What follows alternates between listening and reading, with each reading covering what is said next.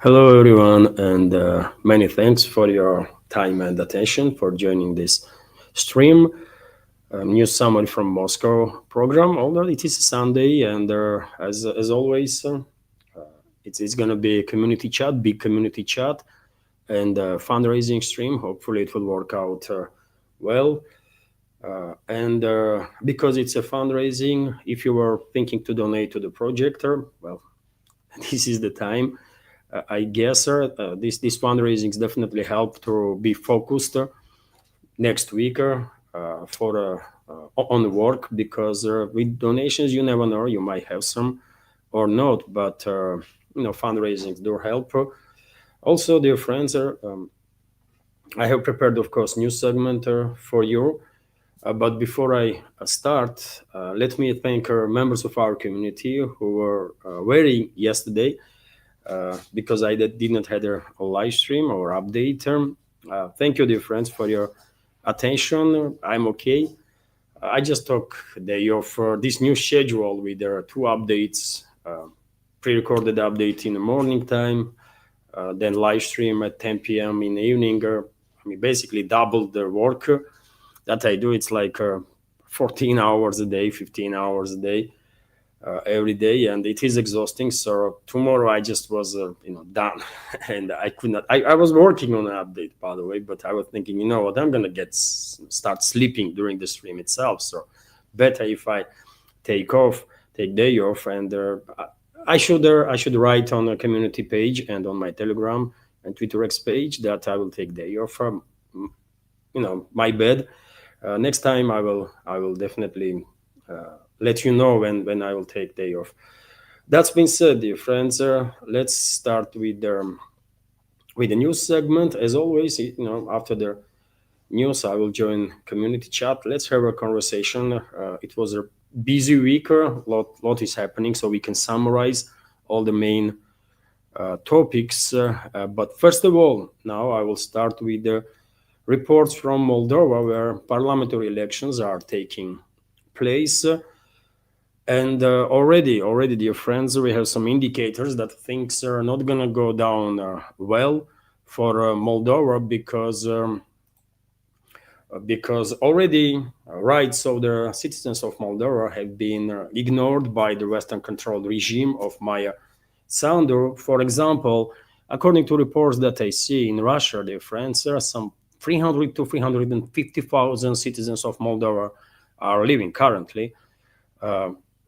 Citizens that are old citizens can vote, right? And you guess how many polls were opened in Russia? Just two. And you know where those polls are? Both in Moscow.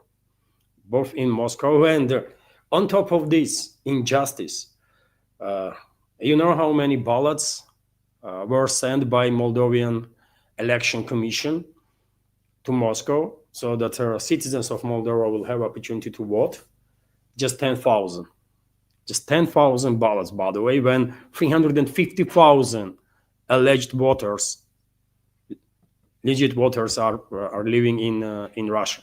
So you tell me, dear friends, what kind of elections is that? I saw this morning reports that some citizens of Moldova were so determined to cast their vote that they are moving to Belarus because allegedly Moldovan government sent more ballots into Belarus. So already this is, of course, some faking show that was staged by NATO, by globalists and their proxy regime in Chisinau, or Chinsau, as they call it. And I have doubts that Moscow will, and many other countries worldwide, will recognize legitimacy of these elections. And dear friends, despite all the crimes that Sandu's regime is committing against citizens of Moldova, today, while casting her vote, she was asked if government in Moldova is considering to annul the results of elections, and you know what she said? She did not rule out such possibilities. So even though they are cutting off hundreds of thousands of citizens from the voting, they're still afraid that people that are living in Moldova itself might actually, in overwhelming numbers, vote for opposition parties, right? For opposition candidates that being allowed to participate in elections, that's a whole different story. That majority of opposition leaders have been either arrested or cut from the election to participate. But nevertheless, this criminal regime in Moldova still scares, by the way, that they're gonna lose anyways. And this so-called president, Maya Sandu, did not rule out the possibility that results will be annulled as it was done in Romania, by the way, right? So some very serious stuff is going to happen there, very serious stuff. And already we have reports that from human rights activists that there is numerous violations during the elections in Moldova. Violations are, unjustified presence, for example, of strangers at the polling stations or within a radius of 100 meters, violation of voting secrecy, improper storage of ballots, not in a safe or cabinet inside the polling stations, restricting access to observers or obstructing their free process of observation at the polling stations, the presence of advertising materials and their stands at the polling stations themselves, which is crazy, I mean. But yet again, this is globalists. This is that's what Western democracy is, by the way. Let's be real here. Maya Sandu's regime is completely 110% controlled by globalists or globalist-controlled regimes in Europe, right? And they're gonna do, if they will fear that they're gonna lose, they will do exactly the same as they did in Romania, by the way. And I remind you that Russia's Foreign Intelligence Service just a couple of days ago reported that NATO countries are actually considering deploying their troops in large numbers to occupy Moldova if results would not be in their favor. So let's see how they goes. Of course, I will report about developments in Moldova during the day, but I'm afraid people of Moldova will have no chance to actually have a say in the future of their country. And only way to defend themselves, protect their rights, is from now on is definitely going to be uprising against this terrorist regime, criminal regime that West implemented in this former Soviet republic.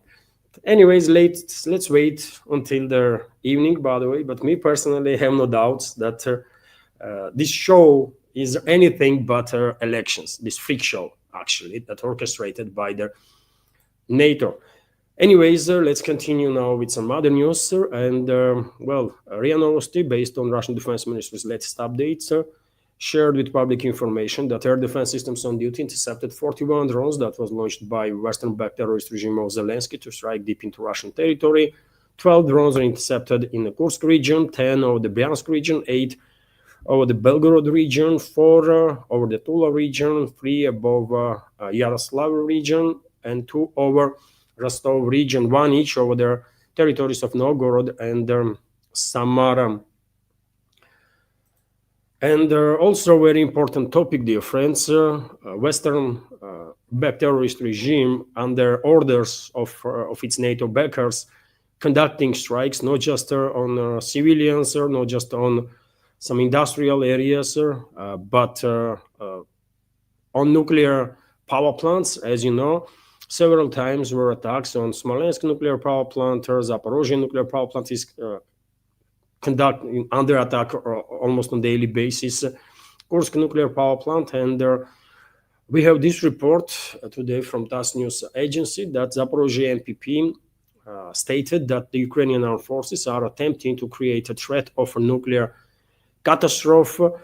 Let me give you some details on that. So, and dear friends, as I reported a couple of days ago, 10th time, if I remember correctly, Zaporozhye nuclear power plant was cut off as a result of terrorist attacks of Kyiv regime and its NATO backers from outside power supply, which is essential for a cooling system, right? For support systems that our nuclear power plant has. So it is clearly intentional attempt of NATO countries and their proxy regime to create a nuclear disaster. right? I'm quite sure Western public is either not informed about this terrorist activity, nuclear terrorist activity of their governments, or very poorly informed, because Western media rarely writes anything about this stuff. But they should know. They should know that their own governments are causing nuclear disaster, right? And just because we've been lucky until now that this nuclear disaster did not occur, does not mean that this is going to continue. At one point, as a result of these terrorist attacks on nuclear power plants, something terrible might happen, actually, right? And then no one is safe, by the way. I mean, lessons of Chernobyl nuclear disaster should not be forgotten. And when that disaster occurs, we all remember, isn't it? I mean, maybe not all of us remember, maybe not all of us were even born at the time. I was, but according to reports that we have, dear friends, radioactive fund was increased all over the Europe after that disaster, even in UK. And still to nowadays, certain areas are prohibited to go in. In Norway, in UK, I believe, also in Welsh and elsewhere. Nothing to be said about Pripyat city and some parts of Belarus, for example, that were affected. So Western so-called elites, globalists, are endangering tens of millions of people with this nuclear terrorism, right? But let me give you details from this report. The Ukrainian armed forces are targeting the Zaporozhye nuclear power plant to create a threat of nuclear disaster and destabilize the plant's operations. This was reported to us by Yevgenia Yashina, communications director at the Zaporozhye NPP. The security situation at the Zaporozhye nuclear power plant remains extremely tense. The plant is under constant threat due to systematic shelling by the Ukrainian armed forces. Any incident could have dire consequences, the scale of which is difficult to imagine. Compared to 2022, the strikes have become more targeted, but no less dangerous. Their goal remains unchanged: to destabilize the plant's operations and create a threat of a nuclear disaster, Yashina said. According to her, the designs of their power units with the VVER 1000 reactors, which include their units at the Zaporozhye NPP, are among the most reliable and safe in the world. Their design and construction were carried out in accordance with the most stricter requirements for resistance to various external and internal impacts, including extreme natural events and man-made accidents. At the same time, it's fundamentally important to understand that no nuclear power plant in the world was designed to withstand constant fire exposure, constant shelling, basically, that NATO and Kiev regime is doing. The key risk in the current situation is not so much to the reactor vessels themselves, but to critical auxiliary equipment, power supply systems, cooling system, control system, etc. This equipment necessary for safe shutdown and maintaining the reactor under control has a lower level of physical protection. Damage to it as a result of shelling could lead to disruption of a normal operation and, as a result, serious consequences. And even though, I mean, majority of us probably are not nuclear scientists, some of us could be, some members of community, but majority of us are not nuclear scientists, I guess. But we do understand that cooling system and other support systems are absolutely vital, isn't it? Because even though nuclear reactors in ZMPP are shut down, they are in a cold shutdown stage, right? Nevertheless, nuclear rods, nuclear fuel have to be cooled down constantly. There can be no pauses there. Otherwise, this nuclear fuel still can go into a meltdown. And that can cause a tremendous catastrophe, right? And so I think it is important. I'm reporting about situation around the nuclear power plants, about nuclear terrorism of the Western countries and their proxy regime. But nevertheless, I think we should always pay attention to this matter, because it's mean, yet again, tens of millions of people, potentially hundreds of millions of people being endangered by globalists and their puppet regimes. That's how irresponsible those elements actually are. And I said, dear friends, very rarely Western media pays any attention to situations around the nuclear power plants. But surprisingly, somewhat surprisingly, British Guardian actually published some article about the matter, although they did try to avoid mentioning that it's a Kiev regime and Kiev regime's backers that are targeting Russian nuclear power plants and endangering millions of people.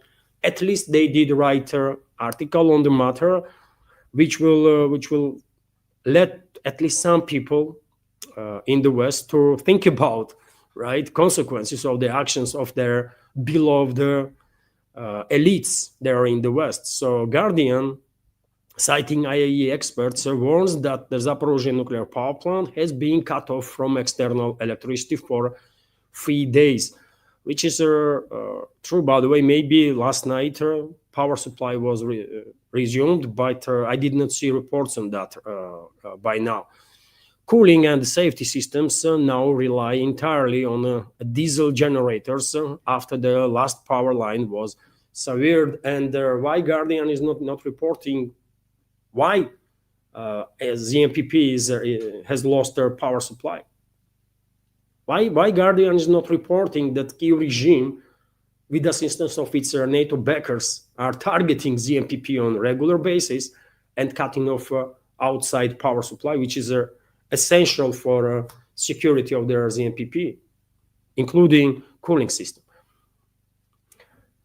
You know why Guardian is not reporting about it? Because Guardian has no journalists.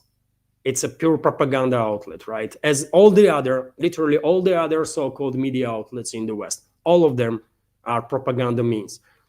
And only occasionally they are writing about some serious stuff. And even then, I mean, they cannot get rid of their propagandist essence, right? And they are not sharing actual, true, full information. Experts caution that prolonged operation on the backup power risks failure of cooling system, which could lead to overheating and potential fuel meltdown. The paper draws parallels with the Fukushima disaster, where reactors lost cooling after 9.0 earthquake and aftermath tsunami disabled emergency generators. Within 3 days, 3 reactors melted down through contamination held, and there were no direct casualties. Exceeding 72 hours without external power is seen as a critical threshold. Yes, once again, why Guardian is not saying, or the experts of the IAEA, which is a tool in hands of globalists, neocons, and Zionists, why this formerly UN body, IAEA, or its experts are not saying that it's a key regime that is causing this nuclear disaster? But topic is important, and at least Guardian write about it something. Russia's Rosatom reports that Ukrainian strike destroyed the power lines. Kiev's Energoatom in turn accuses Russia of deliberately keeping the station disconnected. I mean, yes, Kiev regime representatives, I mean, they're sniffing too much of this white powder, isn't it? And those psychopaths and their Western backers, they are out of their mind, clearly, and they're coming up with this nonsense on a regular basis that it's Russia that shells itself. Yeah, of course. And unfortunately, some idiots, or many idiots in the Western world, probably will believe in that. As they believe, by the way, that Russia destroyed Nord Stream pipeline.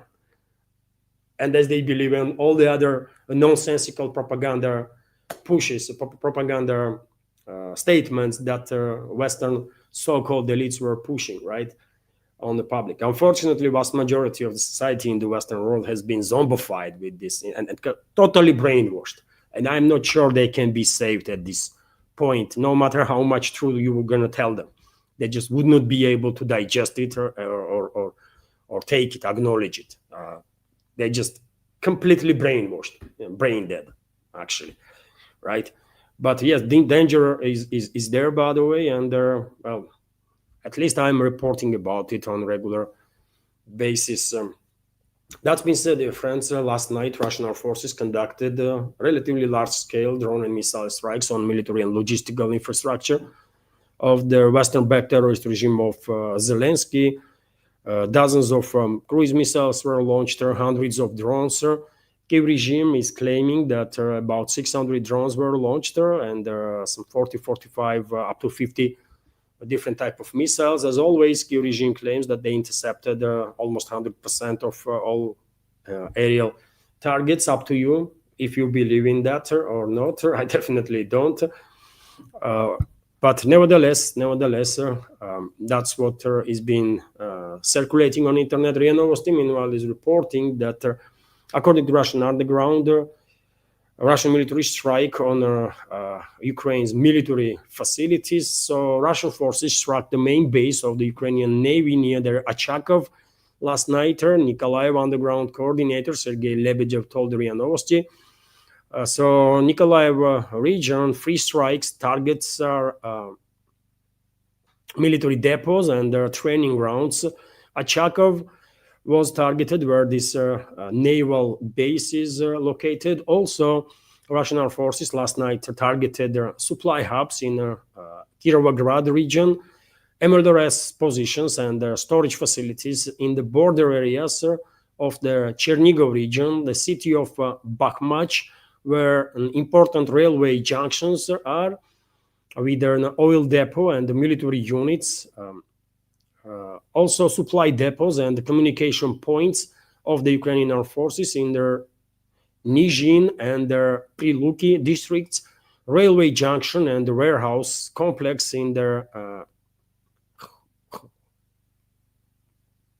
Zmirinsky and Helsinki districts of their Vinnytsia region, local fuel storage facilities and the railway hub in Kanatopo, military infrastructure on their eastern outskirts of Sumy, air defense facilities, warehouses and logistic bases in Kiev and the Kiev region, air defense systems in the Dnipropetrovsk region and Odessa region, according to online map of the Ministry of Digital Transformation of Ukraine. At around 6:45 a.m., air raid siren was sounded across the country for the second time in past 24 hours.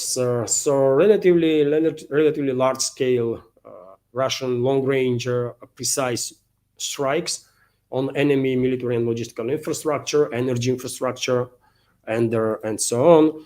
And well, unfortunately, in certain areas, in Kiev, for example, reports are that there was a collateral damage as a result of last night's military operations. Of course, Kiev regime is blaming Russia for targeting civilians, but in reality, well, Kiev regimes and NATO's air defense systems once again demonstrated how inadequate they are. Right, NATO troops that are operating with these Patriots and NASAMS and IRIS-Ts and their puppets from Kiev regime once again bombed basically with their air defense systems civilian areas in Kiev. And I'm not just saying it, by the way. I'm going to show you a video and you'll be the judge, right? You'll be the judge. So that's a video from CCTV, right? I mean, you can see launch of a missile, according to reports. This is a Patriot. So missile goes up, loses the target, goes down, and massive explosion. And who they gonna blame? They're gonna blame Russians targeted civilian areas. I mean, really? Let's watch this once again. Clearly, we can see launch of a Patriot missile. Allegedly, it was a Patriot. It could be IRIS-T or anything like that. So missile goes up, did not track target, goes down, and massive explosion. This is not the first time, isn't it? There's so many videos are circulating on internet when Kiev regime's so-called air defense systems are obliterating buildings or entire residential blocks on Kiev control territory in different parts of different cities, right? So that's how it is. Once again, dear friends, launch of a missile, air defense interceptor missile. It didn't track nothing, and boom, that's it. Who knows, dear friends, or these Patriot missiles or whatever the system was used, how old is this? Who knows when these missile interceptors were produced, how well they were maintained. There is so many questions, isn't it? Because regularly, this is not a one-off occasion. Almost every time Russia is launching drone and missile strikes on military and logistical infrastructure of their enemy, every time we are seeing this kind of videos when Kiev regimes or defense systems are basically bombing their own territory. Due to malfunction, due to poor qualification of their manpower that is operating with these systems. Reasons can be different, but these kind of videos have been published on internet on just too many times, right? Too many times. Unfortunately, they're going to blame Russia. Excuse me. Unfortunately, of course, whenever there is casualties, collateral damage, of course, Kiev regime and Western so-called media, Western public figures, going to go wild and blame Russia, that Russia is intentionally targeting civilians. For God's sake, Kiev regime itself is saying that some 600 drones and missiles were launched, right? So if Russia is intentionally targeting civilians, how come that as a result of these enormous strikes, few people are hurt among civilians? Which is tragedy, by the way. Don't get me wrong. One civilian casualty is way too much, right? It's a tragedy, obviously. But unfortunately, when there is a high-intensity conflict, collateral damage is practically inevitable to occur. But Western so-called elites, they are so, intellectually incapable, and their propaganda means, by the way, that they love to push this narrative that Russia intentionally targets civilians constantly, right? But somehow no one is asking in very same West, from so-called media at least, that how come that they are launching like 500 drones and there's 3, 4, 5 people dead or 10 people, unfortunately, sometimes. Not hundreds, not thousands, but few. But to ask the question, one have to be journalist, right? And Western media lacks journalists, big time. But yet again, dear friends, don't get me wrong. Any collateral damage is a tragedy, of course, and any loss of civilian life is a tragedy, obviously. And Russian armed forces are trying hard, by the way. They do whatever they can to minimize casualties among civilians, and we all know that. We can compare, by the way, how Russian militaries are operating and let's say how Israeli militaries are operating. I mean, you cannot even compare. There is nothing to compare there, right? Israeli militaries have no care about civilian casualties, literally no care about civilian casualties. Russian militaries, in many occasions, are risking their own lives, to minimize casualties among civilians. And how many videos we have seen when Russian troops are ending up under enemy fire in their attempt to evacuate civilians, to shield civilians. Let's continue with some more news, dear friends. And I just questioned, isn't it, capabilities of this Western supplied air defense systems that Kiev regime, formerly Kiev regime, is operating with. And it well might be that these NASAMS and these IRIS-Ts and Patriots are just too old. And that's why there is a regular occurrence when these air defense systems are malfunctioning and targeting Kiev control territory itself, right? As I show you in that short video. And well, question is legit, obviously, and most likely one of the explanations is that these missile systems are old. or very old, right? For example, the Israeli Patriot systems that allegedly have been supplied to Kyiv regime. And this was acknowledged by Zelensky himself. I remind you, dear friends, that a couple of months ago, Israeli ambassador into Kiev stated that they have provided weapons to this Western-backed terrorist regime of Zelensky. But then officials in Tel Aviv, in Israel, debunked or rejected this claim of their own ambassador on the Kyiv-controlled territory. And now, after several months, Zelensky is basically openly saying that Israel did provide Patriot systems to Ukrainian terrorists, and I guess these Patriot systems are old. I cannot imagine Israel is sending to Turkey regime well-capable, modern type of Patriot. And Patriots, by the way, are old systems. Like Patriot is being created like 40 years ago, or even all before that, right? And I guess Israel transferred to Kyiv regime some very old Patriot systems that they had. And well, it well could be that in that video that I show you, it's an Israeli old Patriot system that bombed the Kyiv-controlled territory itself when, missile failed. Zelensky, dear friends, said at their briefing with the journalists that the Israel Patriot system has been used by the armed forces of Ukraine for a month already. Ukraine will receive 2 more new systems in the fall. And I will question how new those systems actually are, because no way Israel would transfer, by the way, new air defense system to Kyiv regime, or to anyone for that matter. It's just impossible, right?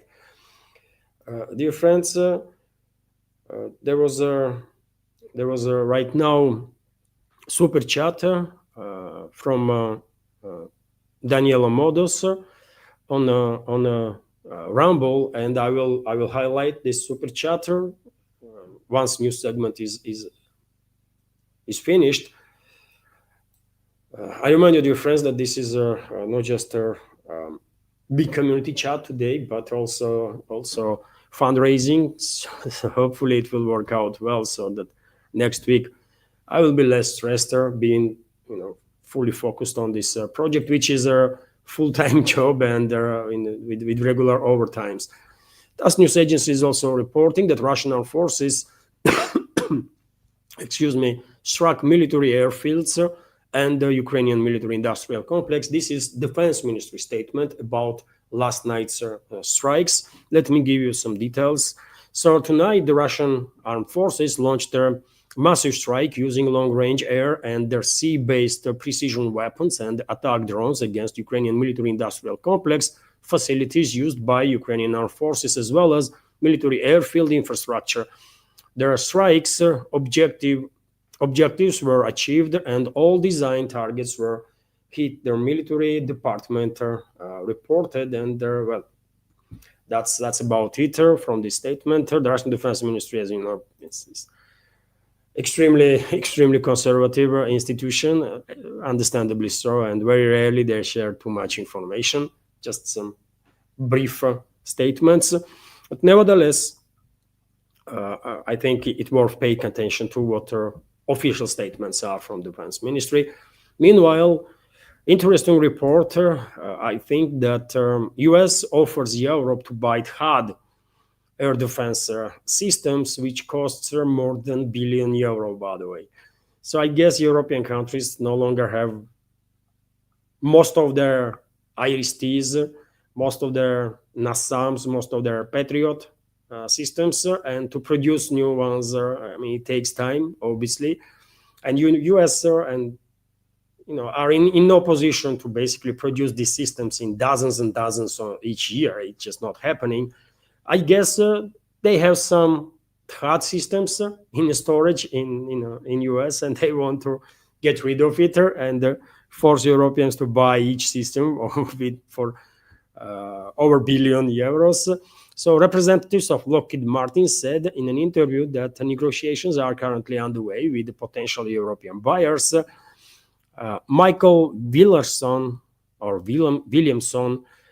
president of the Lockheed Martin International, stated that the system costs more than €1 billion and can be integrated into European Sky Shield initiative, which involves creating a unified air defense system under Germany's leadership. Okay, Germany has already purchased their free Israeli Arrow-free missile defense systems to intercept ballistic missiles, but HUD could compete and be adopted by other countries. So let's see. By the way, I guess Washington has enough influence over there, Berlin and other capitals in Europe, to force them to buy this hard garbage. By the way, which is garbage. Let's be real here.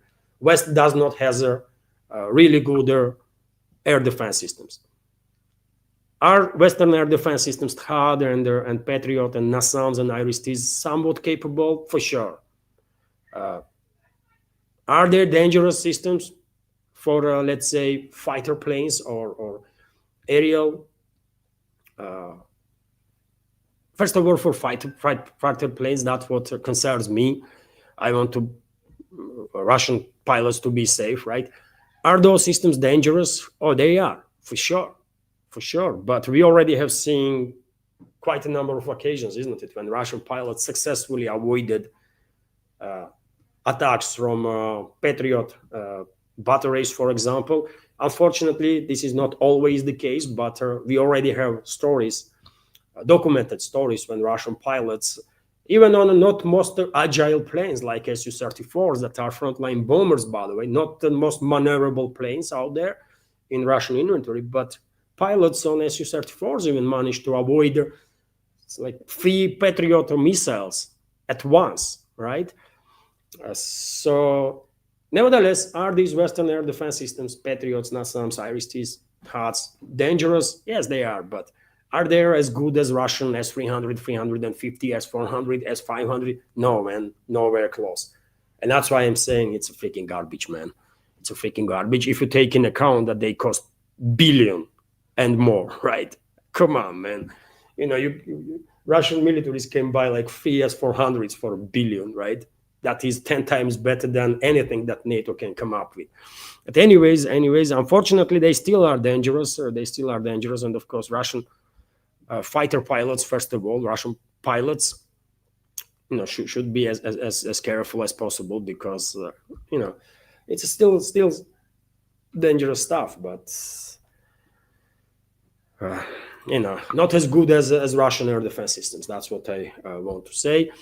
Meanwhile, France TASS news agency has also reported yesterday that Russian armed forces liberated Darilova settlement, Mayskaya settlement. This is in a DPR, and Stipova settlement in the Dnipropetrovsk region. Let me show you on the map where these settlements are located. So when it comes to the Dnipropetrovsk region, this is Stipova settlement, tiny village, but nevertheless very important, because take a look at the map difference. It's an operational space, isn't it? It's operational space. Russian troops already liberated there, I don't know, about 15 settlements, dozen settlements basically, in the Dnipropetrovsk region since the beginning of this offensive in that direction. And clearly, I mean, it's one take on the map, and you clearly can see that, once order comes to Russian troops, by the way, to move, you know, to conduct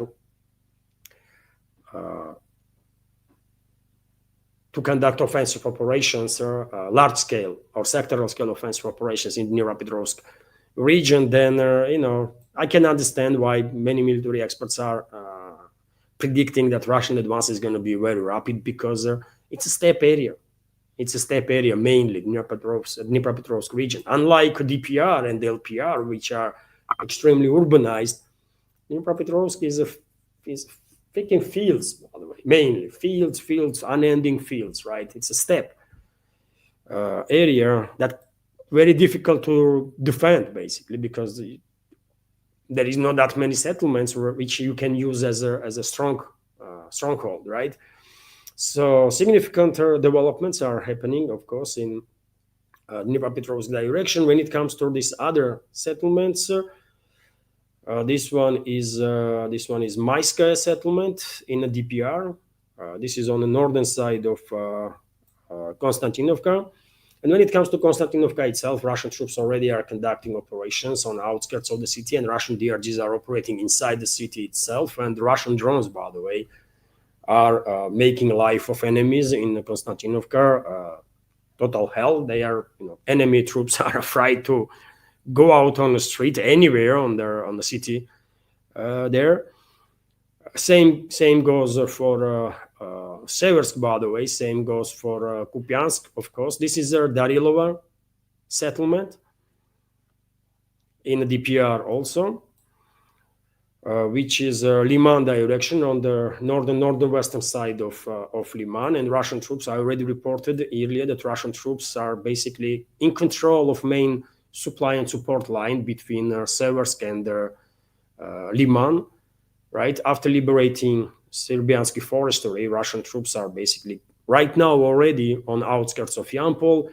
Some channels are reporting, some military channels are reporting that Russian troops already are operating inside Yampol itself. But supply and support line that Seversk garrison, for example, has is already under direct Russian fire control. And when it comes to other cities, Russian troops have established control over there, like 65% of all the buildings in Kupiansk, for example, in the Kharkov region. And also, of course, across Mirnograd direction is very important. And Russian troops are conducting operation and soon will establish full control, I guess, over the most western part of Pokrovsk. Reports are coming in that, for example, Russian troops being spotted in vicinity of the church on the western side of the city. And that means Russian troops already control several blocks, at least, around this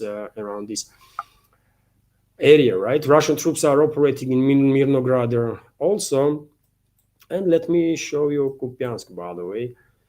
So this is when it comes to Kupiansk. This map has not been updated, I guess, for quite a while. Some 60%, 65%, according to Defense Ministry's reports, by the way, are under Russian control in this city. Yesterday, I saw some reports on big Russian Telegram channels that Russian troops further intensify offensive in the Volchansk direction, with their significant success. And media is reporting, dear friends, that Russian armed forces finalize their clearing operation of forestry near Sinelnikova settlement, and the encircled group of Kiev regime's forces were almost completely neutralized. So their destruction of the units of 57 separate motorized infantry brigade and 127 separate mechanized brigade, which are trapped in their forest, continues. Currently, their numbers amount to about 2,000 people. And originally, by the way, when reports came about encirclement of Kiev regime's troops in this forestry area on the northern western part of Volchansk, in this forestry, dear friends, initial reports were that from 200 to 500 troops of Kiev regime were trapped in this forest. And now reports are that only a couple of dozens of these survivals from these encircled units are still hiding in this forest. And this is Sinelnikova settlement itself, by the way, on the western side of Volchansk. So significant losses of the Kiev regime's forces in this area. And I guess soon this forestry will be declared mainly or completely free from the enemy forces, and then I guess we will see final push to liberate whole of Volchansk. Russian troops can go on offensive from this forestry area, from western side, from northern side, obviously, and from eastern side. So some significant developments there. And also reports are, by the way, that Russian troops basically finished neutralization of encircled groups of enemy in Klibambik, around Klibambik reservoir. TASS news agency is reporting about it, that Southern Group is destroying Ukrainian Armed Forces units south of Klibambik reservoir. So units of the Southern Group of forces have improved their positions along their front line, and they continue to destroy the enemy who was blocked south of their Klibambik reservoir in the Donetsk People's Republic. Let me show you area that we are talking about. So, I mean, read these maps, by the way. I might become expert in picking geography of this former republic. That's a Klibombik reservoir, by the way. On the southern side, Russian troops are finalizing clearing operation. In this pocket, hundreds of military personnel of Kiev regime was trapped, and soon I guess all of this area will be first mapped as a gray zone and then mapped as under full Russian control. And when it comes to this reservoir itself, it's this area, by the way, quite large water reservoir there. And well, that's been said.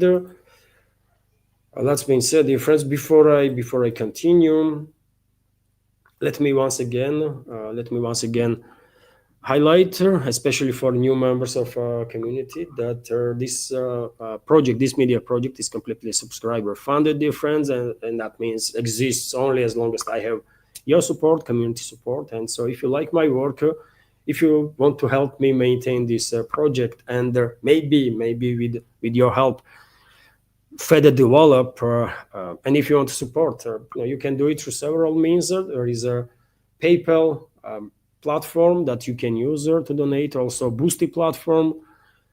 You can subscribe to my Patreon page, dear friends, where I have a lot of extra content on a regular basis. And I remind you, dear friends, that on my Patreon and Boosty pages, where you can choose your level of monthly support from $5 and up, I'm publishing first updates from Monday to Thursday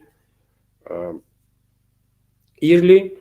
So members of communities there will have early access, and after several hours, I'm publishing those first updates on YouTube and Rumble channels also. So something there, maybe not greatest deal, but nevertheless there is something that to say my thanks to all the members of community that are supporting me and my work on Patreon and Boosty. I'm publishing this first update from Monday to Thursday, initially on Patreon and Boosty, and after a few hours on other channels, YouTube and Rumble. And there are also, dear friends, links, of course, to my Patreon, PayPal, Boosty are on this within the description box, and will be in a pinned comment after live stream. And during the live stream itself, as you know, I'm streaming on both of my channels, on YouTube and Rumble, and on Rumble channel is monetized, so you can use super chat feature there to support the work, to highlight any topic you want, and also to donate to the project. And you can become premium subscriber on Rumble.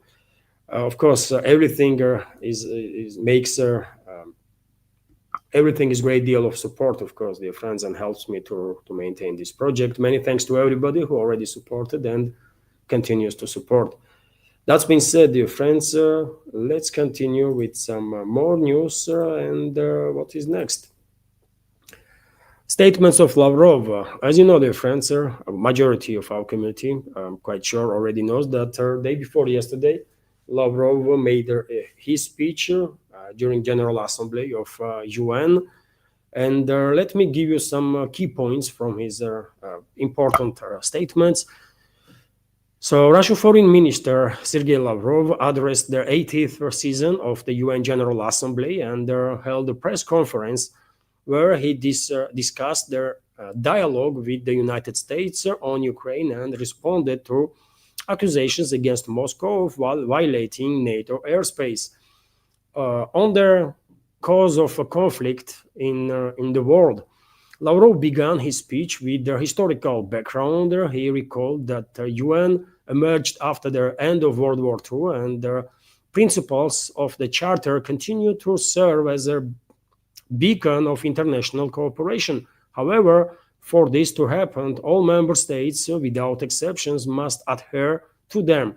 The West, however, has repeatedly sought to divide the world into us and them, while floating their principle of non-use of force. This, according to their minister, is the root of international problems. Among them, Lavrov cited NATO's eastward expansion towards Russia's borders, despite its own promises not to do so. At the same time, threats are being made to use force against Russia, which has been groundlessly accused of intending to attack alliance countries. European countries are even calling on citizens to tighten their belts for the sake of militarization and are openly discussing an attack on the Kaliningrad region. However, any aggression against my country will be decisively rebuffed. There should be no doubts about that, Lavrov said. Also, Russian foreign minister believes that the responsibility for bringing the international situation back to a peaceful course lies with Russia and United States. Extending their New START treaty for a year after its expiration will help avoid the new arms race. At their press conference following the speech, the Russian foreign minister stated that there are currently no signs that the United States is backtracking on a dialogue with Russia. He also responded to a question about the recent drone incidents, emphasizing that Russia does not target European and NATO countries with missiles or drones, which is true, by the way. If Russia will target intentionally European countries with missiles and drones, there would be no questions about it. Is Russia targeting or not? Everyone would know, yes, Russia is targeting, right? Because it will be visible and everyone will feel that. According to Lavrov, if a drone violates someone's border by straying, the military has the right to deal with it as they deem necessary to ensure security, which cannot be said about attempts to do the same over the Russian territory. But if there are attempts to shut down any flying object or any object at all on our territory, in our airspace, then I think people will seriously regret it, Lavrov said. And I guess he also meant neutral territory, because Russian planes, while during the training, quite often are flying over the neutral territories, right? In Northern Sea, in Northern Seas, let's say, right? In Arctic region, also in the Baltics, by the way, elsewhere, right?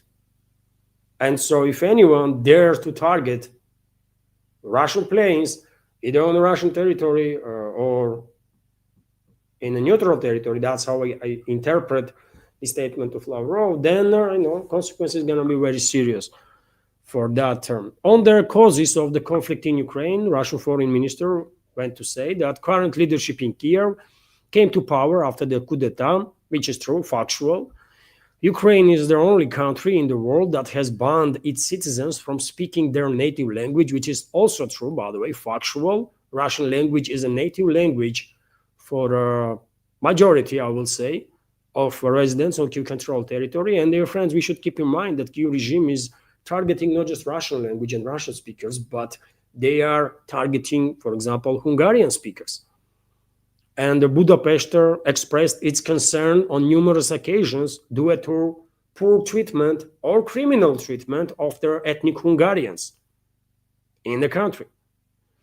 Europe remains silent about the crimes of the Kiev regime, which is allowed to do everything, including reckless sabotage at the nuclear power plants. Also true, by the way, and the Kiev regime not just allowed by their NATO countries to conduct these nuclear terrorist attacks, but West is directly involved in this.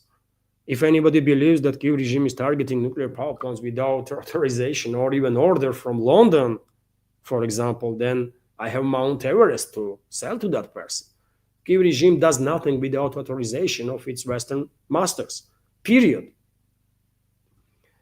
UN refused to name the alleged victims of the massacre in Bucha, for which Russia was accused, which is also true, by the way. Russian Federation on numerous occasions demanded from UN's special purpose team that was allegedly working on their topic.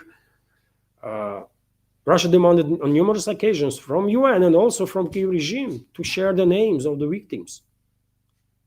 And to nowadays, even though this Bucha story was weaponized and used against Russia, for how long now, isn't it? By Kiev regime, by Western so-called elites, Western media, they did not provide no names of their victims. You tell me why. You tell me why, dear friends. If there is no actual proof that those people that were killed in Bucha were pro-Russian people, pro-Russian residents of the so-called Ukraine, and they were killed by Kiev regime's forces. Because I remind you, dear friends, that if you go and check the videos, if they're not being deleted completely from internet, I mean, initially when videos were published, civilians that were killed in Bucha, that was Western reports, by the way, right? Those people that I saw in videos had their white bandages on the hands. White bandages, right? And which side was using white bandages? Russian side, right? And pro-Russian residents on Kiev-controlled territory were using white bandages to demonstrate their alliance, right? So it's a legit question. Why for so long names of their people, names of the victims of the Bucha tragedy have not been published? Why? Moscow has been and remains open to negotiations to address the root causes of the conflict. At its core is ensuring Russia's security interests and the rights of the Russians in the Kiev-controlled territories. Lavrov stated, also on point, by the way, 100% there. Ukraine's return to its 2022 borders is out of the question, which is also factual, by the way. In no way in this or any other universes Kiev regime or NATO gonna be able to reclaim new Russian regions, right? And as Russian President's press spokesman Dmitry Peskov said yesterday, I believe, with every passing day, situation for the Kiev regime and its NATO backers is worsening, and negotiating position of the Kiev regime is worsening with every passing day, which is also true. We have a quote from Lavrov, in my opinion, no one is counting on them anymore, because counting on the return of those borders would be political blindness and a complete misunderstanding of what is happening.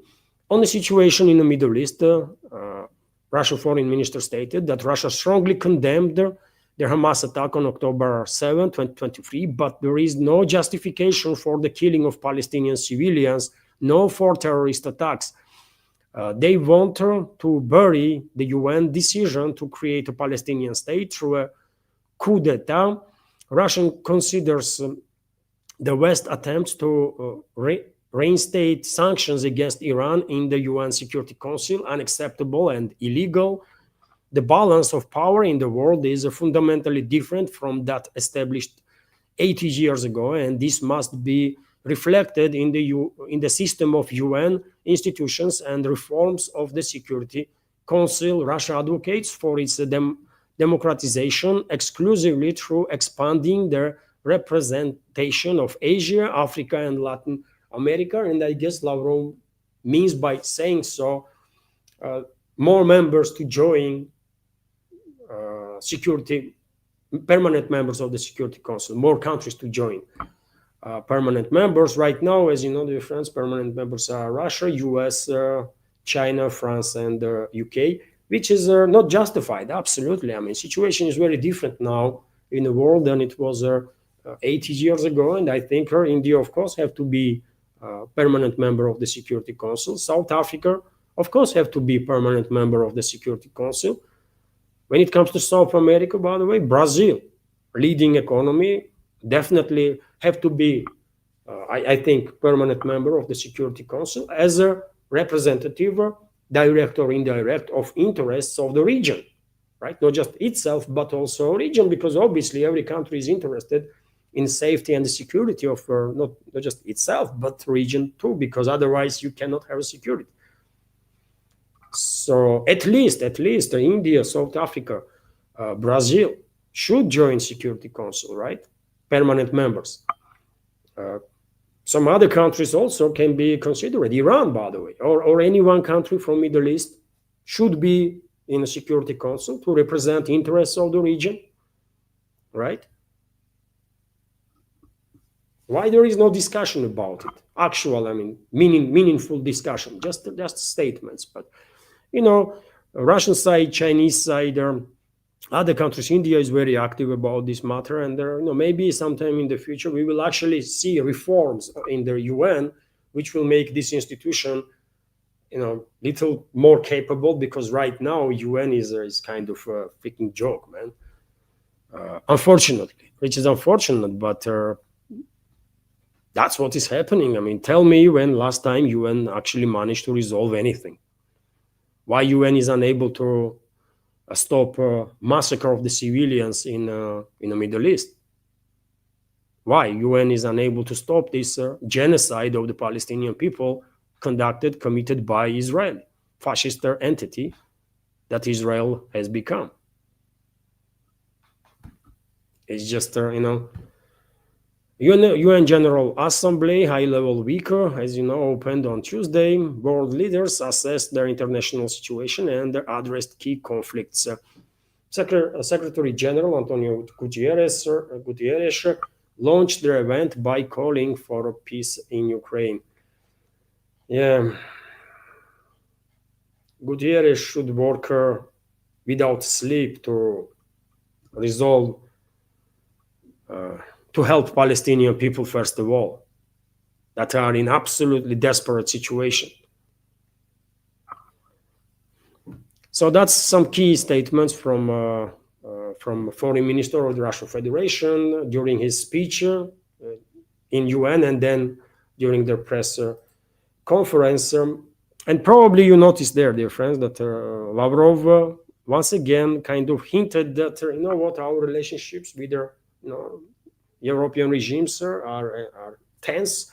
European regimes are destructive force. That was that's what Lavrov was hinting, kind of, if my reading is correct of the statements.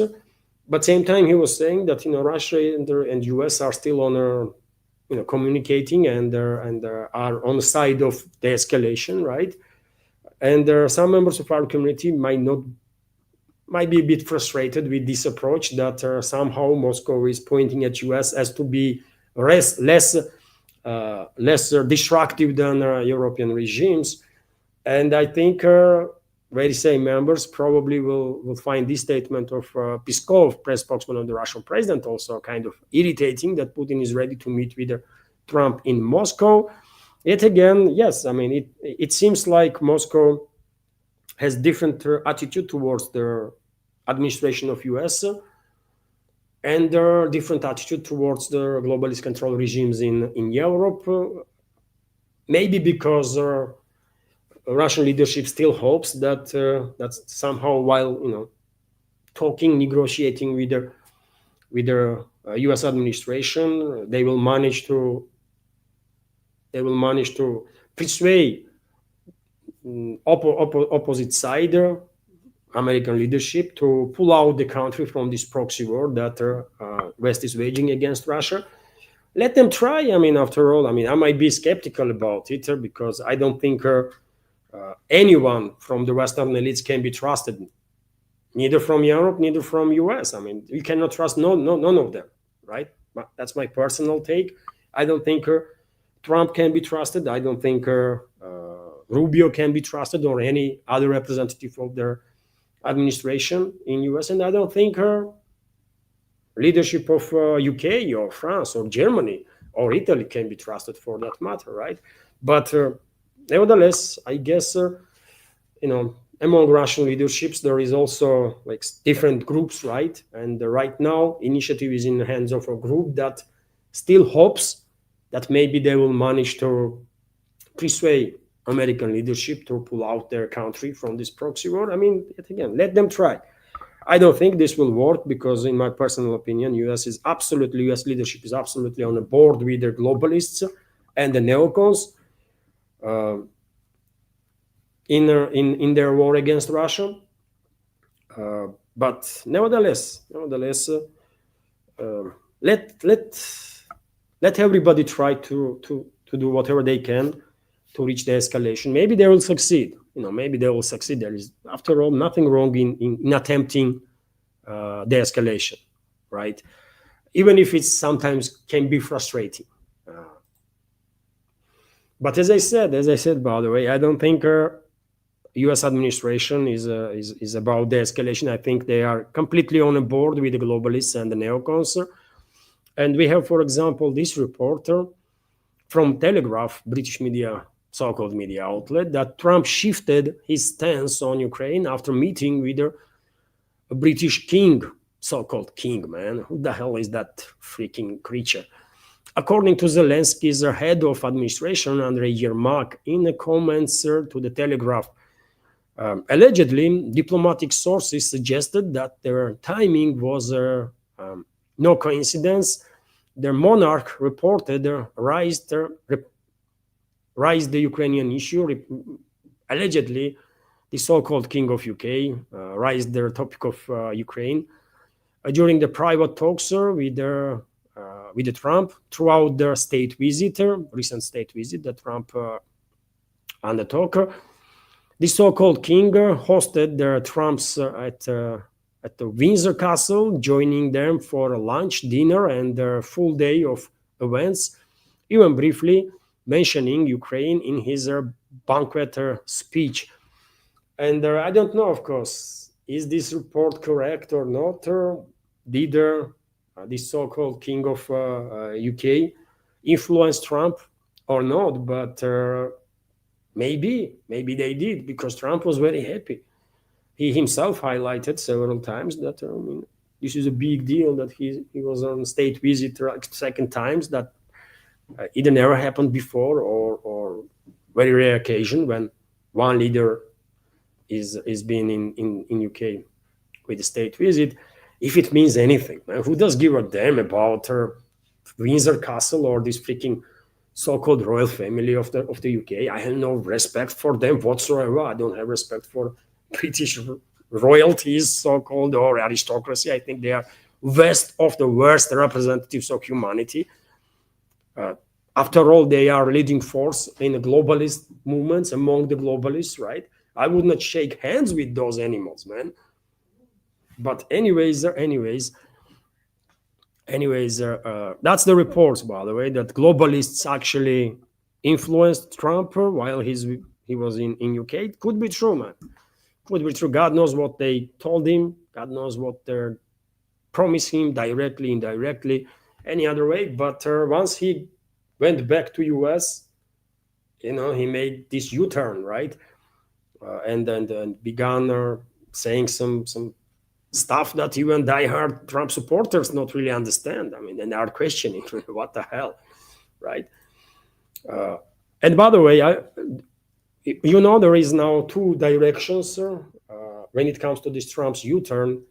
Two directions in the media, and also even in alternative media, by the way, not just in MSM, but in alternative media too. Some people are suggesting that Trump basically dumped Ukraine on Europe, right? And in reality, he's still focused on pulling out US from this proxy war.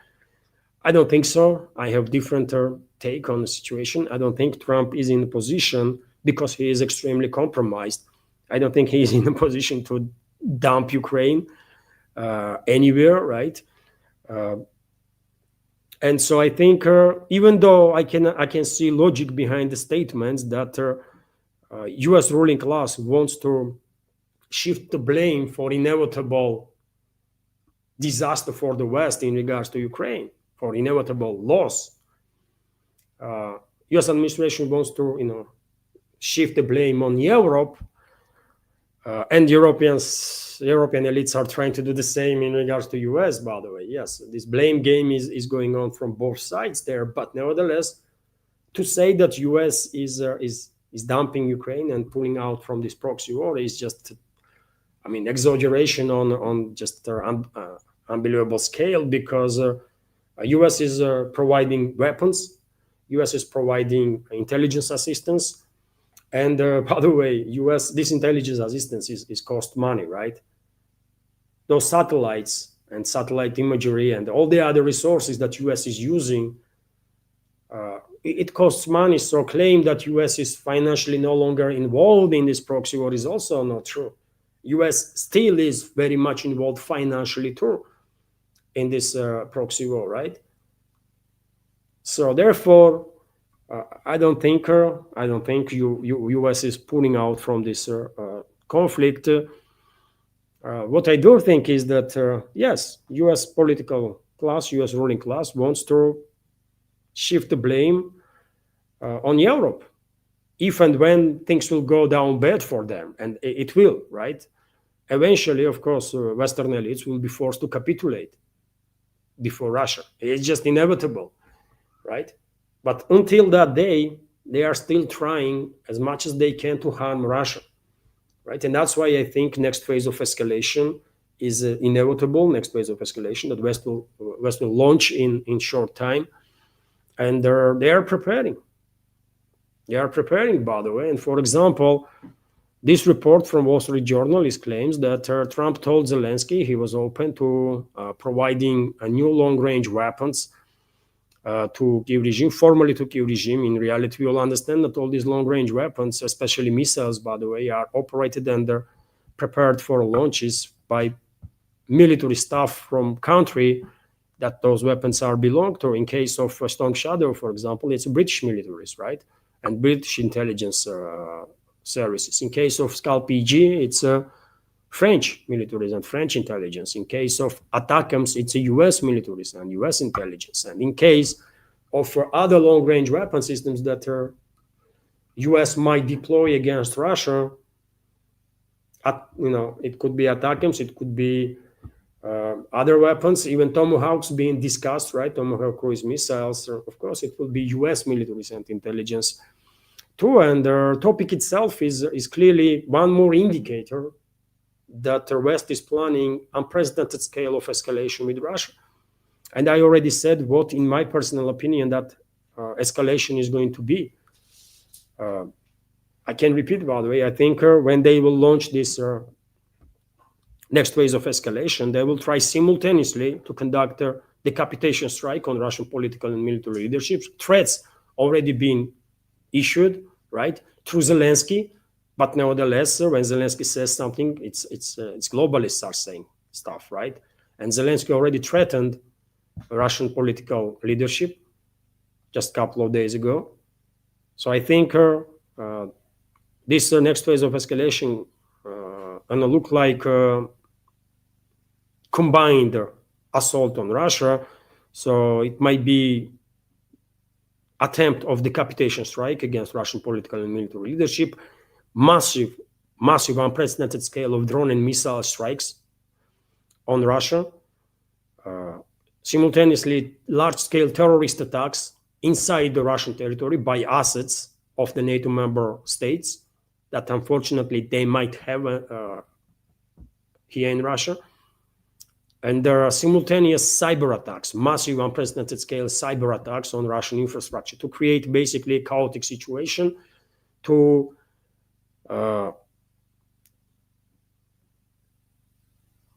basically their hope is that with this next phase of escalation, they will topple government, they will create chaos, they will topple government, they will topple regime system, and eventually their dream is to achieve strategical defeat of Russian Federation. And they are open. They were openly saying that they are dreaming about dividing Russia on different parts and then to basically use it as their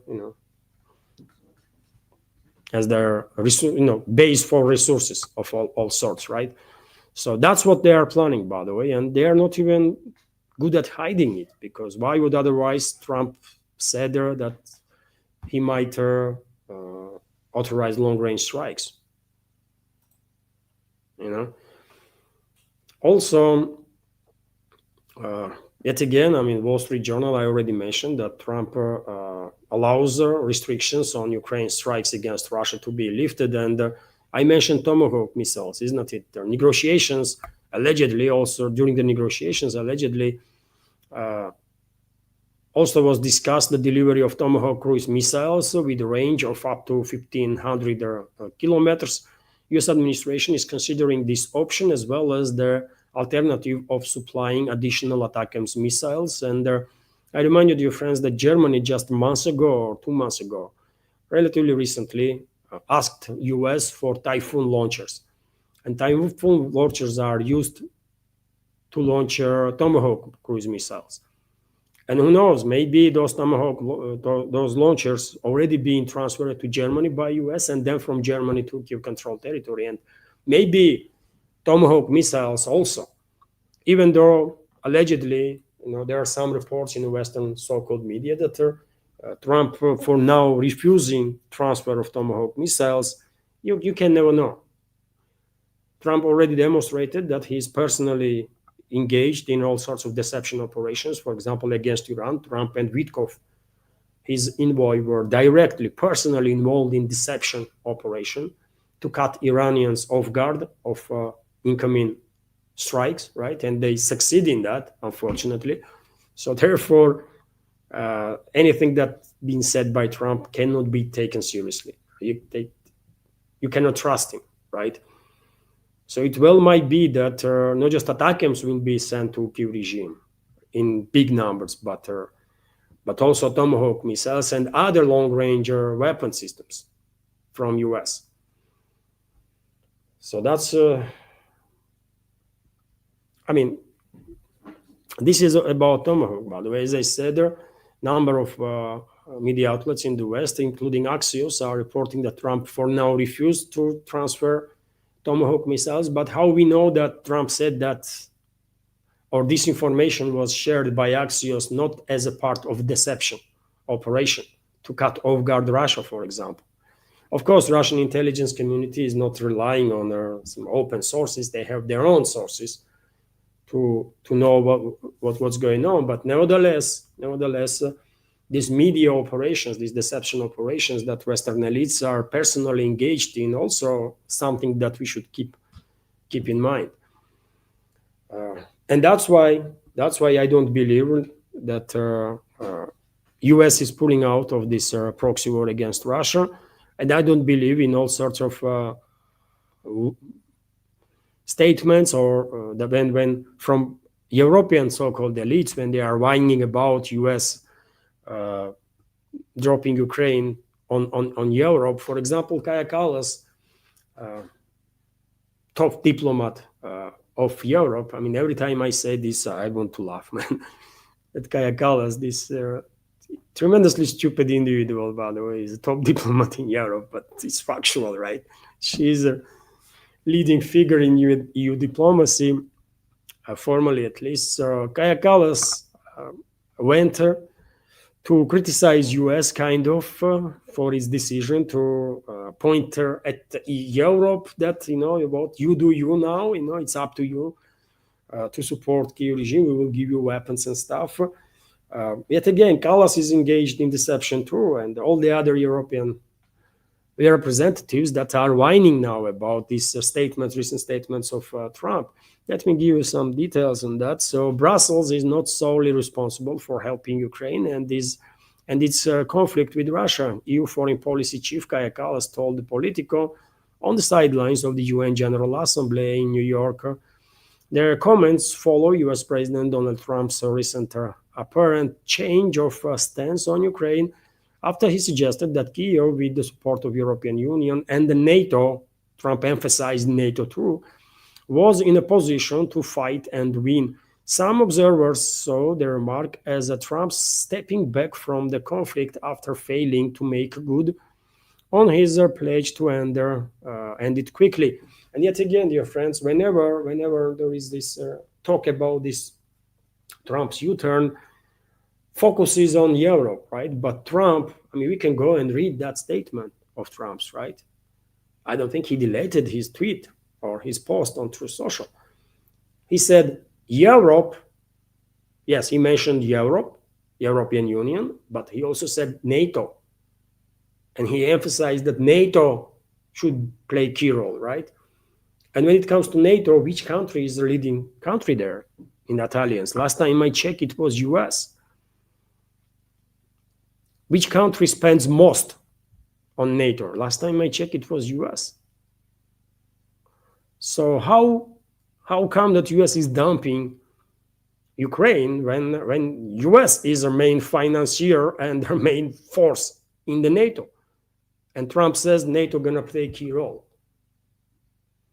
So you see clearly all these people, all these representatives of their Western elites, in my personal opinion, including Callas and all the others, and also all the Western so-called media that are saying that Trump is dumping Ukraine, they are engaged in a misinformation, in a deception operation.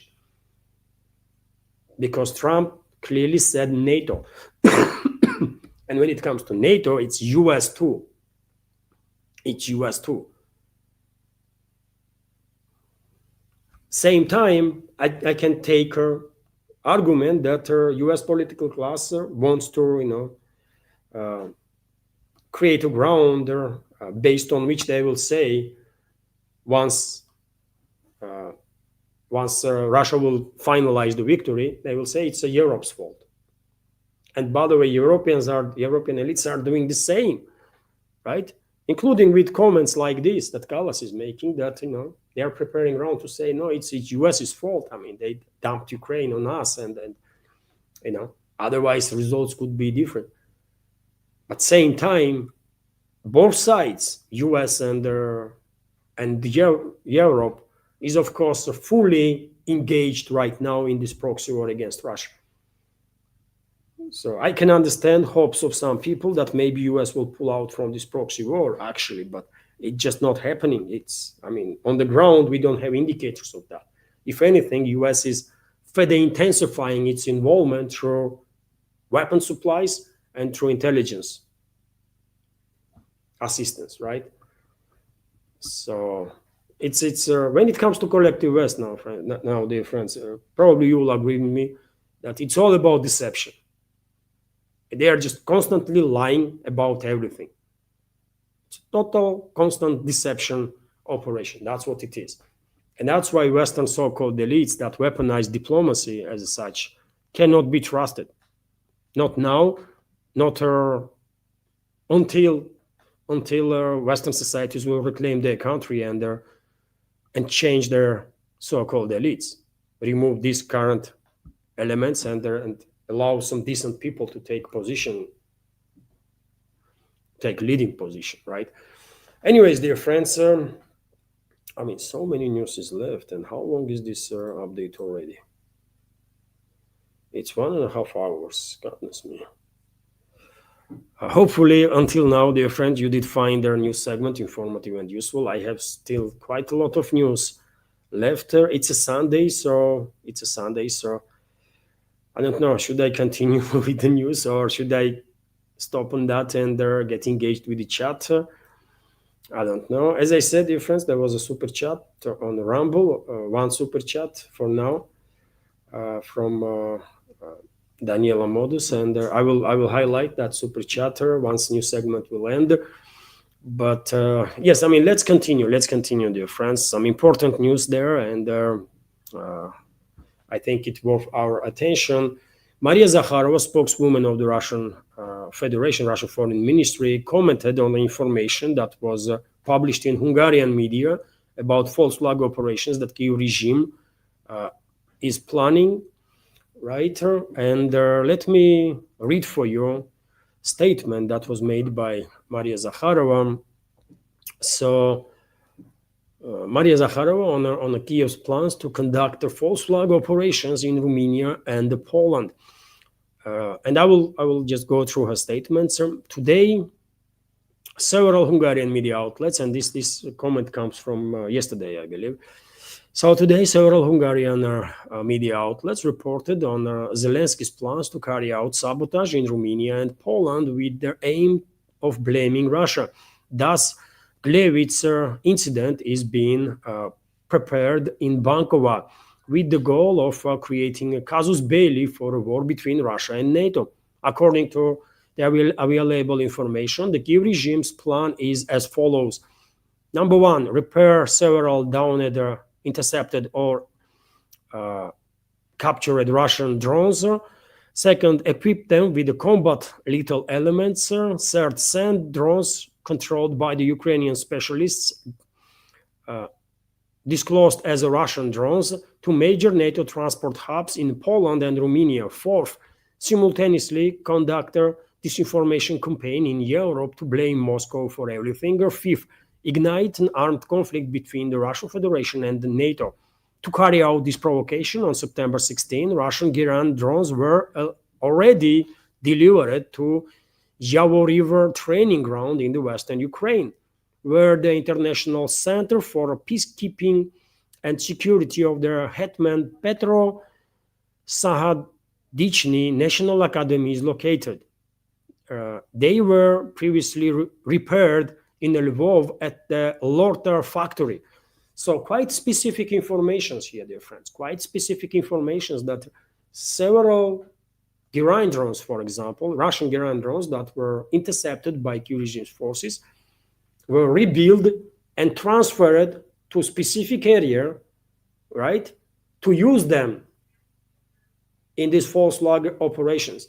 As Hungarian, and this information, by the way, is coming from Hungarian media, right? As Hungarian journalists write, the reason for Zelensky's actions is simple. The armed forces of Ukraine are suffering a crushing defeat. The army's route is no longer at their tactical level, but is taking on a strategical character.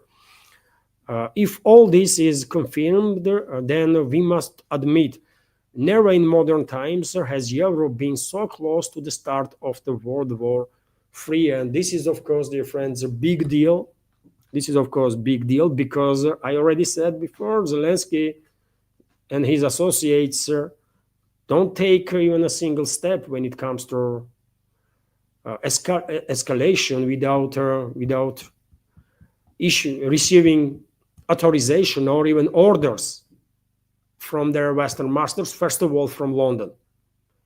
And therefore, if this false flag operation will go ahead, that means London, globalists and globalist-controlled regimes in the collective West, first of all, British aristocracy and British political class, is pushing for this next phase of escalation. And I did spoke about this next phase of escalation that seems to me personally inevitable for how long now. And as time goes by, we have more and more indicators that something big is about to happen, right? Globalists are desperate, by the way. Globalists are desperate, and out of their desperation, they might go ahead with their not just next phase of escalation, but all sorts of provocations. They are desperate, and right now, dear friends, there was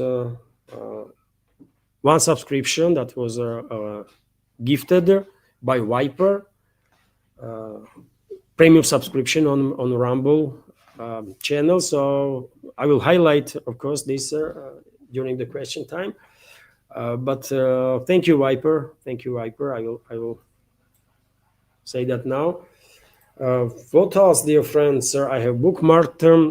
Aimed this mass hysteria over the presence of Russian drones incursions across the Europe. NATO is beefing up its military presence in the Baltics, according to Reuters.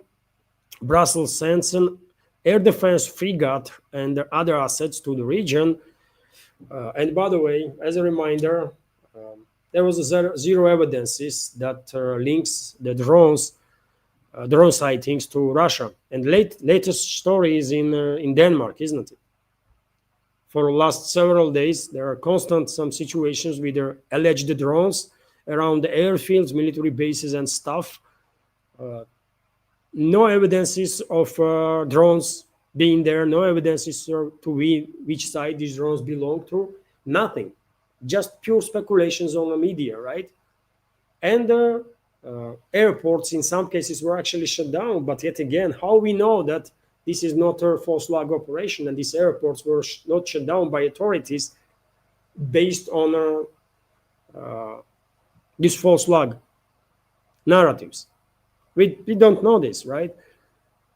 And of course, for the next phase of escalation, NATO needs whatever globalists and globalist control regimes in collective West want whatever military assets they can bring closer to Russia, right? And they are using any excuse to further increase their military presence in the Baltics and also on the borders with the Russian Federation, either in the Baltic Czechoslovakian states, so-called states, or in Poland or Romania.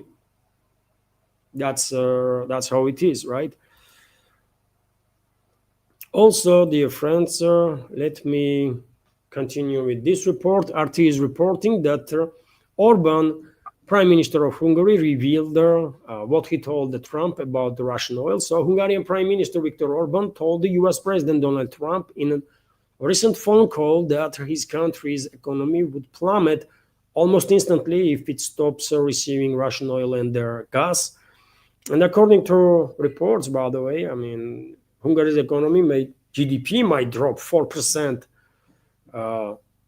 shortly after this country will be forced to buy energy sources, more expensive energy sources from other countries. 4% drop in the GDP, it's a big deal. It's a big deal. It will take years to recover from that, isn't it?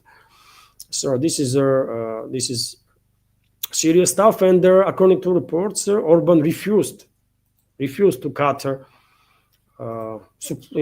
cooperation with the Russian energy sector, although, by the way, Brussels have a response on that. According to reports, soon European Commission may come up with their tariffs on Russian oil and their gas. High tariffs that will make Russian energy just too expensive for neither Hungary or Slovakia or any other country, by the way, for that matter, in Europe, that still are buying oil and gas through pipelines or LNG. And when it comes to LNG, by the way, you might be surprised, or some members of our community could be surprised, but France is the biggest buyer of Russian LNG, liquefied natural gas. And there is Netherlands not far away, and Spain, and many other countries there, right? And when it comes to Viktor Orban, dear friends, he commented on a recent escalation between Budapest and the Kyiv regime, online escalation and diplomatic row. So Hungary is a member of the NATO and the EU. Ukraine would have collapsed long ago without the support of these two organizations. President Zelensky, with all due respect, stop harassing us. Viktor Orban commented on attacks on Hungary by Kyiv regime. I think quite a weak response from Viktor Orban. I mean, please stop harassing us, sir. I mean, Viktor Orban, seriously? You think that's the language that you're going to talk to those mass murderers in Kyiv? And you think this language will will strengthen your positions? Come on, man. You cannot be serious. Foreign Minister of Hungary was much more strict, by the way, Peter Szijjártó, right? And he said Zelensky is losing his mind, for example, which is true. Let me give you some details on this. Reporter from RT. Hungarian Foreign Minister Peter Szijjártó has issued a sharp rebuke of Vladimir Zelensky, claiming that Kyiv has become obsessed with the Budapest and is imagining threats that not exist. Zelensky alleged on Friday that Hungarian drones had violated Western Ukrainian airspace, suggesting they may have been conducting reconnaissance on the industrial potential of Ukraine's border areas. President Zelensky is losing his mind on his anti-Hungarian obsession, Szijjártó, Foreign Minister of Hungary, wrote on X, in response, adding that he is now starting to see things that aren't there. Ukrainian Deputy Foreign Minister Andrei Sybiga fired back at Szijjártó, stating that no amount of your attacks on our president will change what we and everyone see. We are starting to see a lot of things, Peter, including your government's hypocrisy and the moral degradation, open and covert work against Ukraine and the rest of Europe, serving as a Kremlin-lucky Ukrainian diplomat wrote. Szijjártó also accused Kyiv of pursuing an anti-Hungarian policy after Ukraine declared the three senior Hungarian military officials persona non grata. Early on Friday, relations between Hungary and Ukraine have been tense for years, by the way, and I will say for over a decade, right? Because as I said earlier in the Turkey regime, these Ukrainian Nazis and the fascists, by the way, are of course mostly focused on harassment of the Russian speakers, and they have banned, by the way, Russian language, native language for majority of their residents on Kiev-controlled territory. At the same time, they were not any more pleasant to Hungarians, ethnic Hungarians. And they are harassing ethnic Hungarians too. And just recently, you remember the story during their attempt to forcefully mobilize ethnic Hungarian father of two kids were killed, beaten to the death, by the way, by this Zelensky's mob that kidnaps people on the streets. And Budapest reacted very strongly on that instance. So yes, I mean, relationships between Budapest and Kiev is getting more and more hostile, and I think at one point Hungary's leadership will say, "No, what? Enough is enough," and they will launch their militaries and their security services to secure at least Transcarpathia region, where vast majority of ethnic Hungarians are living. It's only a matter of time, by the way. It's only a matter of time, and Hungary will most definitely reclaim Transcarpathia, that used to be part of Hungary, by the way, before First World War. And as I said, hundreds of thousands of Hungarians, ethnic Hungarians, still live there. And they've been harassed by Ukrainian fascists and the Nazis. Some other topics, dear friends. Middle East. Max Blumenthal had a conversation with the president of Iran, Pezeshkian, and the Iranian president stated that there are plans, if they take me out when Israel attacks again, we've prepared 5 to 6 steps down the line.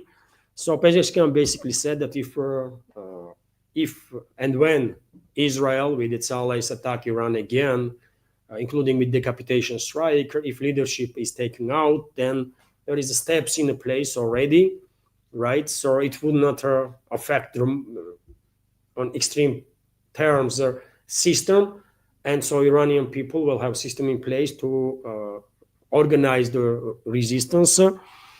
So no doubt they will attack Iran, Pezeshkian said, but Iran is not Gaza, Iran is not Lebanon, Iran is not Syria, Iran is something different. So they know they're going to be attacked, by the way, and I think so too.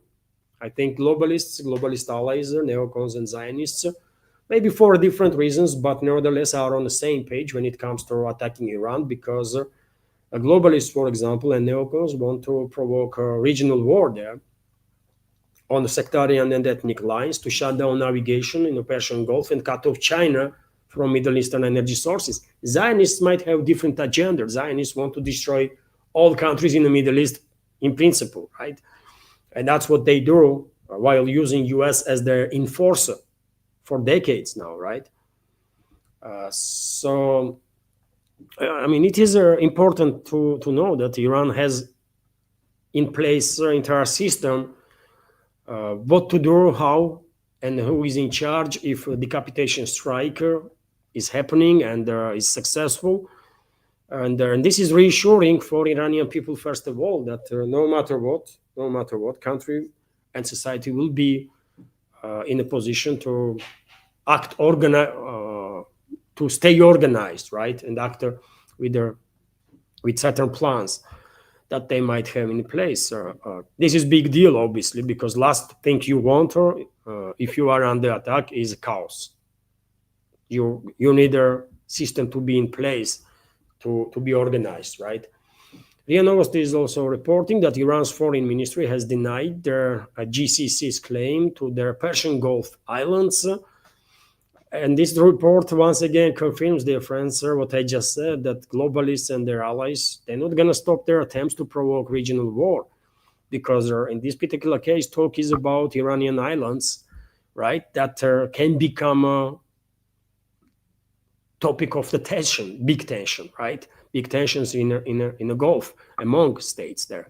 So Tehran denies statements by the Gulf Cooperation Council and the United Kingdom. And by the way, when you say globalists, sir, you know straight away, oh, British aristocracy. And it is the case.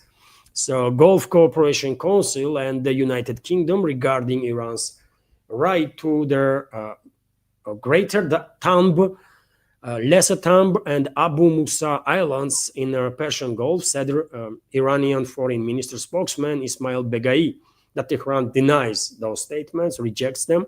So the Foreign Ministry is an official spokesman refuting their baseless claims made in a joint statement by the GCC and the UK regarding the Iranian islands in the Persian Gulf, pointed to Iran's in dispute sovereignty over their islands and their islands of Abu Musa, Greater Tamb, and Lesser Tamb, and explained that these three islands have been and will remain in an inseparable part of a country's territory, and that repeating baseless claims in the political statements will not change the geopolitical or geographical, historical, or legal realities. Their Islamic Republic's foreign ministry said in a statement on official Telegram channel. Baghai added that GCC countries should seek cooperation in the Middle East region rather than dragging in destabilizing extra-regional players such as UK, which is true, by the way. I mean, you don't need UK there because British aristocracy is going to do what they always do, divide and conquer. That's their strategy for like how many 100 years, right? And if anyone, then Middle Eastern elites should know about it quite well. In late December, the chief judge of Iran's southern Hormuzgan province, Mojtaba Kahramani, announced that Iran has issued a demarcation document for Abu Musa Island and in the Persian Gulf. The issue of defining their boundaries of the Persian Gulf and the territorial ownership of the island within its waters raised half a century ago. Saudi Arabia has raised the issue numerous times. In early September 2024, former Iranian Foreign Ministry spokesman Nasser Kanani stated that three islands in the Persian Gulf, their Greater Tamb, the Lesser Tamb, and their Abu Musa, are integral parts of Iranian territory. At the same time, Kanani condemned their final statement of their 161st Gulf Cooperation Council Foreign Ministers meeting in Riyadh, in which Arab leaders claimed ownership of these islands. The Gulf Cooperation Council includes Bahrain, Qatar, Kuwait, UAE, Oman, and Saudi Arabia, all so-called kingdoms, by the way, that are under heavy control of British aristocracy and partially US. And you guess where most of the assets of these oil-rich so-called kingdoms are? In the Western financial and the banking system, which is run by which side? By whom? By British aristocracy, right? And there are all sorts of criminal clans that are affiliated with them, Rothschilds and company. So it is what it is, man.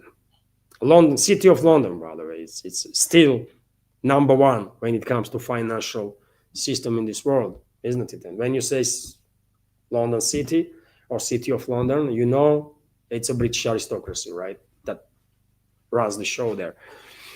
So yet again, clearly indicator, by the way, that globalists not stopping. They're not going to stop. They are desperate to, and their ally neocons, by the way, from US, they are desperate to somehow slow down at least the development of China and the global South in general, right? And one of the ways they see this possible is to provoke regional war in the Middle East on sectarian and ethnic lines, which will guarantee them.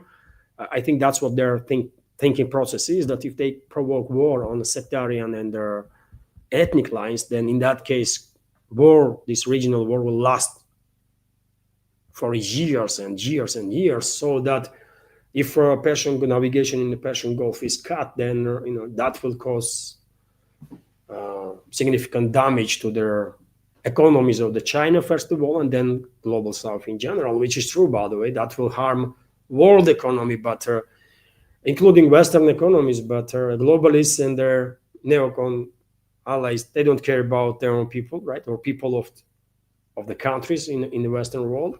All they care is their own personal position and their influence, right? They don't even care about money because they are printing money, for God's sake. They can print as much money as they want. They literally are printing dollars, euros, and pounds, right? So they don't care about money. All they care is themselves and their position. They want to be dominant force in this world. And they know they are losing this position. And that's why they are desperate. RT is also reporting that Iran and Russia signed $25 billion nuclear plant deal, which is a big deal, isn't it? By the way, big deal. So Iran has signed a $25 billion agreement with the Russian, $25 billion agreement with the Russia State Energy Corporation, Rosatom, to construct 4 nuclear power plants, Tehran's IRNA news agency reported. 4 nuclear power plants, in addition to Bushehr nuclear power plant that Russia is already building. The agreement was concluded on Wednesday at the Atom Expo 2025 exhibition in Moscow. Rosatom described the project as strategic. The move came as the so-called snapback mechanism of the landmark 2025 nuclear deal with Iran's being triggered by the European parties and is set to return by the end of Saturday. Britain, France, and Germany initiated the sanctions last month, accusing Iran of failing to adhere to its commitments under their agreement. Russia and China have opposed their sanctions, and it is interesting why European states are not imposing sanctions on US. It was US that destroyed that nuclear agreement, isn't it? It was Trump, by the way, during his first term, that destroyed this agreement, this nuclear deal that Iran was honoring. And at the time, European regimes were acknowledging that Iran was actually honoring the agreement. But anyways, man, when it comes to Western elites, by the way, I said, you cannot ever trust them until European societies, until Western societies, right? It's not just Europe, after all. It's US too. It's all the other countries from the collective West and their allies. Until people there, locals, right? Until they will rebel against these criminal, corrupt regimes and reclaim their own countries, right? And neutralize these corrupt elites and give the opportunity to decent human beings to lead those societies, right? Until that point, nobody should and trust, any representative of the Western elites. It's just too freaking obvious, man. It's just too obvious, right? They cannot be trusted. They are destructive force, and for a reason, I'm saying that globalists, Western ruling class, this so-called, whatever forces they are, and they are pulling the strings, they are existential threat to humanity, to everybody. It's true. That's what it is. And there are also difference, of course. I cannot ignore this reporter that break yesterday, George Galloway, veteran MP in UK and the host of his own show in alternative media, very popular show, by the way, leader of the Workers' Party, was detained at the Gatwick airport under the UK Terrorism Act after returning from Moscow. Also, his wife was detained, and they've been released. Shortly after. It took several hours, and they've been released. But nevertheless, this is clearly harassment, isn't it? They know perfectly well who George Galloway is. Why detain him on some stupid act, man? UK Terrorism Act. This act is being used to terrorize people, basically, by the regime there, isn't it? I remind you, it was, I believe, a very same UK Terrorism Act based on which was used against Richard Madhurst when he was arrested and detained for longer than a couple of hours. Also, one of the biggest names from UK when it comes to alternative media. So that's the face of the Western elites, by the way, right? These criminal regimes that are in the Western world, including in Europe. They are terrorizing public figures, well-known public figures. So you can imagine what they do to ordinary citizens. And that's why we should not be surprised when we see so many videos, by the way, let's say from UK, for example, when ordinary people were harassed by police for saying something on social media, for posts.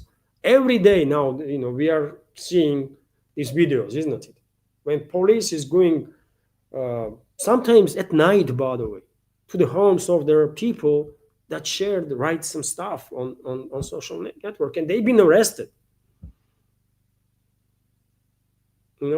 If this terrorist regime in UK, these criminals like Stammer and the rest of the garbage that are sluts of their globalists, if they are terrorizing well-known public figures this openly, then, why should we be surprised that ordinary Brits in UK or ordinary Germans in Germany or ordinary citizens like us in France are terrorized like 10 times more, and people are actually afraid, I guess, many people, to say something, Even if, you're going to be released next day, why on earth you would want to end up in a freaking police station even for like 10 hours or something? It's a terror, by the way. It's a terror that regimes in the West are using against their own societies to silence them. That's what is happening. And they need revolutions, by the way. They have to rebel.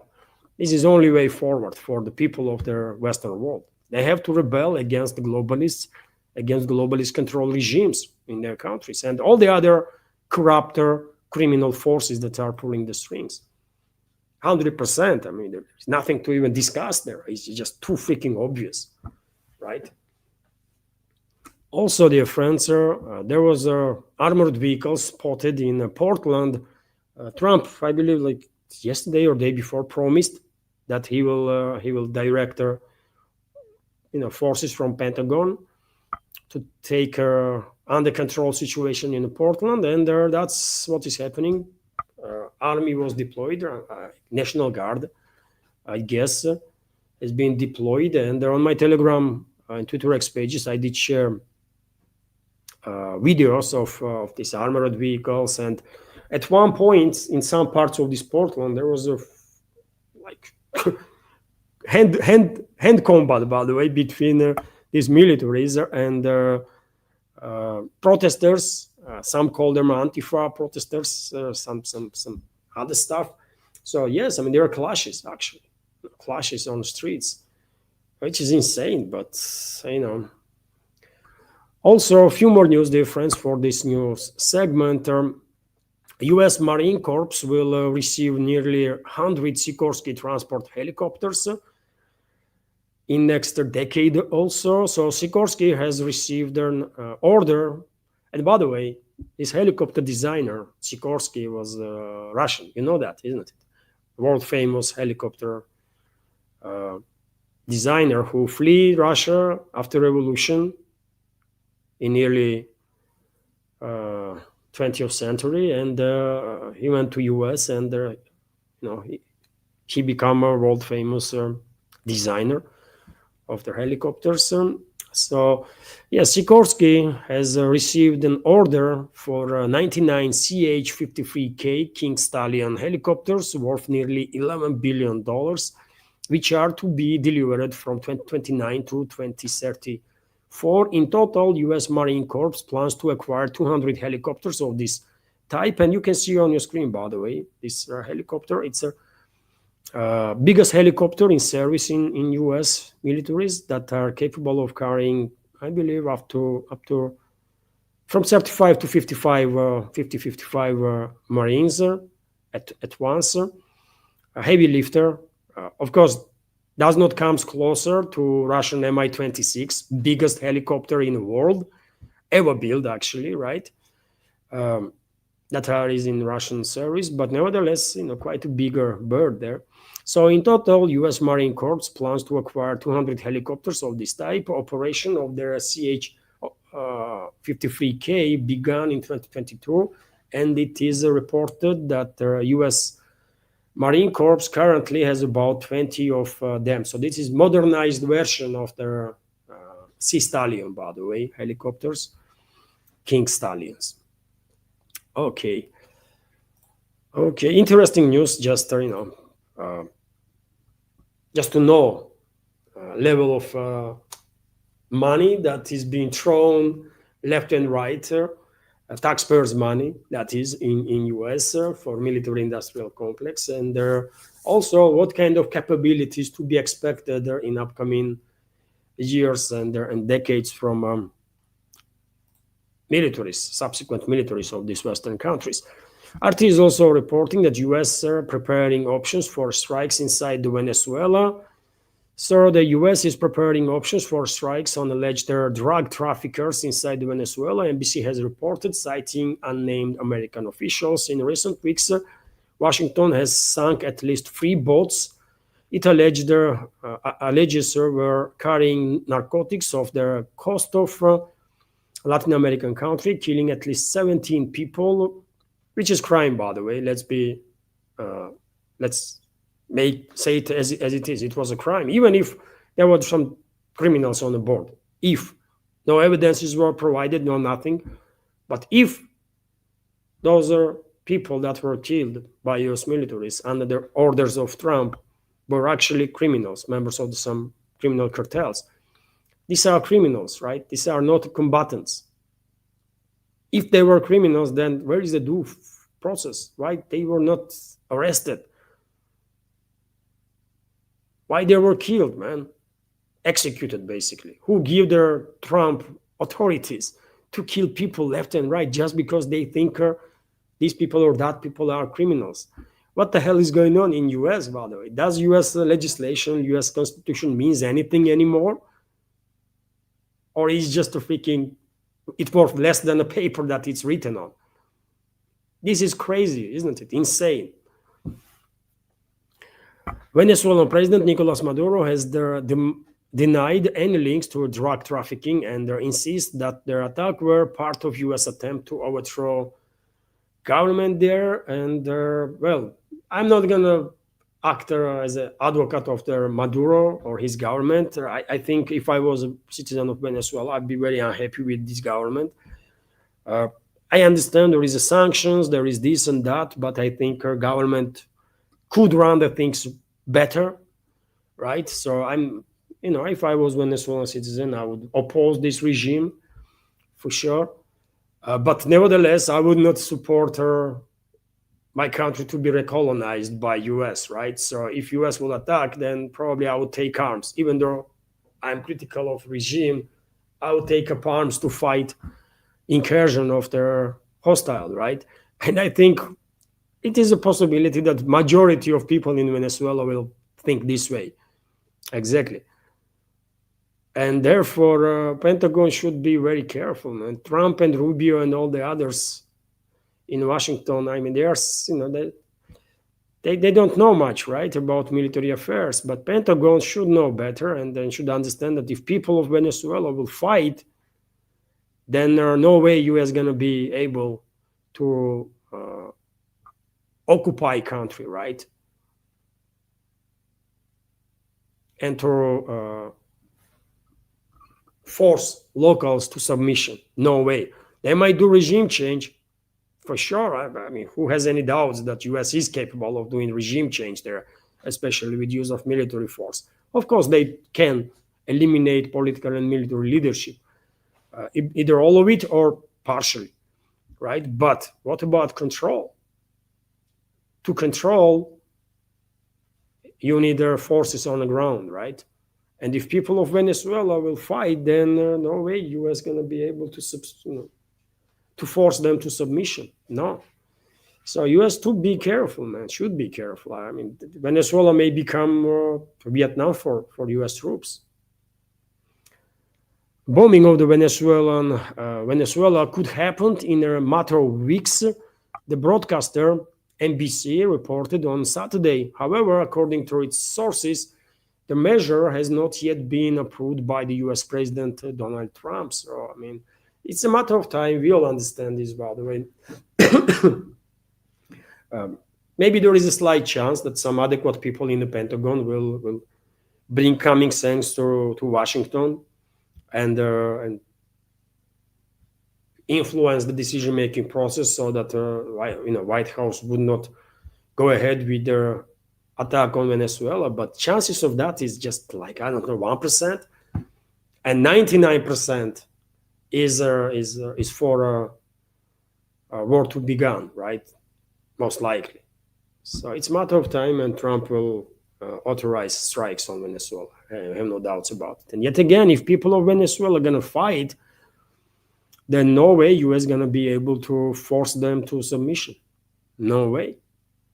Venezuela may turn into a second Vietnam for the Pentagon, for U.S. militaries. And they probably know that. RT is also reporting that U.S. revokes Colombian president's visa for urging American soldiers to disobey Trump. So, I mean, this is some crazy story there. I cannot tell you. United States will revoke the visa of Colombian President Gustavo Petro following what officials described as reckless and incendiary actions during a street protests in the New York City, according to U.S. State Department. The Colombian head of the state was seen using a megaphone to address the crowd of pro-Palestinian protesters on Friday afternoon, and this is true, by the way. I have seen videos. Earlier in the week, he had given a fiery address at the 80th session of the United Nations General Assembly, where he openly criticized American foreign policy and called for legal action against U.S. President Donald Trump. We will revoke Pedro's visa due to his reckless and incendiary actions, the State Department posted on X Friday evening, adding that the Colombian president stood on New York City street and urged U.S. soldiers to disobey orders and incite violence. Well, he did not incite no violence. I did not hear anything like that, but he clearly called for U.S. soldiers to disobey orders. And I mean, come on, man, we can be critical of U.S. administration and stuff, but when a leader of other country goes into U.S. And starts calling people to disobey, or militaries, by the way, to disobey orders, that's quite a crazy move. And I mean, in this particular case, I think U.S. State Department has every reason, by the way, to revoke visa of Colombian president. This person, leader of Colombia, Gustavo Petro, should be more careful. I mean, there is other ways, right, to communicate with the people, but he actually, provoked State Department to take some strict measures. And in this particular case, I cannot say much, right? You cannot go into any country, by the way, right, and then begin calling their militaries to disobey orders or making some to participate on the street protests. It's also not right, man, because it's not your country. You are intervening in the domestic stuff there. So if you are accusing U.S. of interfering in domestic some policies of the other countries, then why you are doing the same? Where is the consistency? I mean, anyways, some crazy story there, isn't it? I did saw a video, and because first I read the article about this story, and I find it difficult to believe that the president of Colombia actually went on a street protests and began leading making some political speeches there and calls for armies and stuff. And then I saw a video, and he actually did it. So bold move on his part, but reckless one. It's not the way responsible politicians should act, man. Personal opinion. And meanwhile, by the way, also, of course, we have to touch up on this subject of Hexet calling 800, around 800 generals and admirals into Virginia. It's Virginia, isn't it? Into US, by the way, for a meeting. And well, a Washington Post come up with yet another speculation on the matter. Why so many generals and admirals being called in, including from conflict zones, by the way. Very expensive. You can imagine that this whole operation is very expensive stuff. And I mean, it is legit. It is legit question. Why could not Pat Hexed deliver whatever order he wants to deliver to militaries, high-ranking militaries, using Pentagon's secure communication means? But anyways, the speculations continue on the matter, and we have another one, new one from Washington Post. The head of Pentagon, Hexed, ordered hundreds of generals and admirals from around the world to come and listen to his speech about military standards and the combat morale. Which is crazy, isn't it? So some Pentagon representatives doubted their advisability of such a meeting for a short speech. They doubt that experienced military leaders need instructions on how to fight, especially from Hexet, who is himself military, but he was like leading on platoon level, right? Maybe company, but he's not colonel or the general, by the way, to know stuff actually, right? How to operate with large-scale military operations. I mean, closer, quarter combat. Okay, he might know some stuff about it, but to conduct operations, what the hell Hexeg knows about it? I mean, he cannot, right? Because even though I have no much expectations for U.S. military academies, but they are teaching at least something there, isn't it, to their officers? Although they are nowhere close to Russian military academies, by the way. It's a whole different level. But nevertheless, tell me, dear friends, what you think about this stuff for 800 generals to be called in just because Hexet wants to make some statement. If this is true, then Hexet should be removed from Pentagon immediately, because this is waste of taxpayers' money, right? Hexet could record video and just deliver this video to those generals, right, to secure means. And therefore, I mean, I have some doubts that actual reason behind this call of generals is some speech. Probably they're going to discuss something big. I expect that they're going to discuss something bigger. Such a gathering is just too big for Venezuela.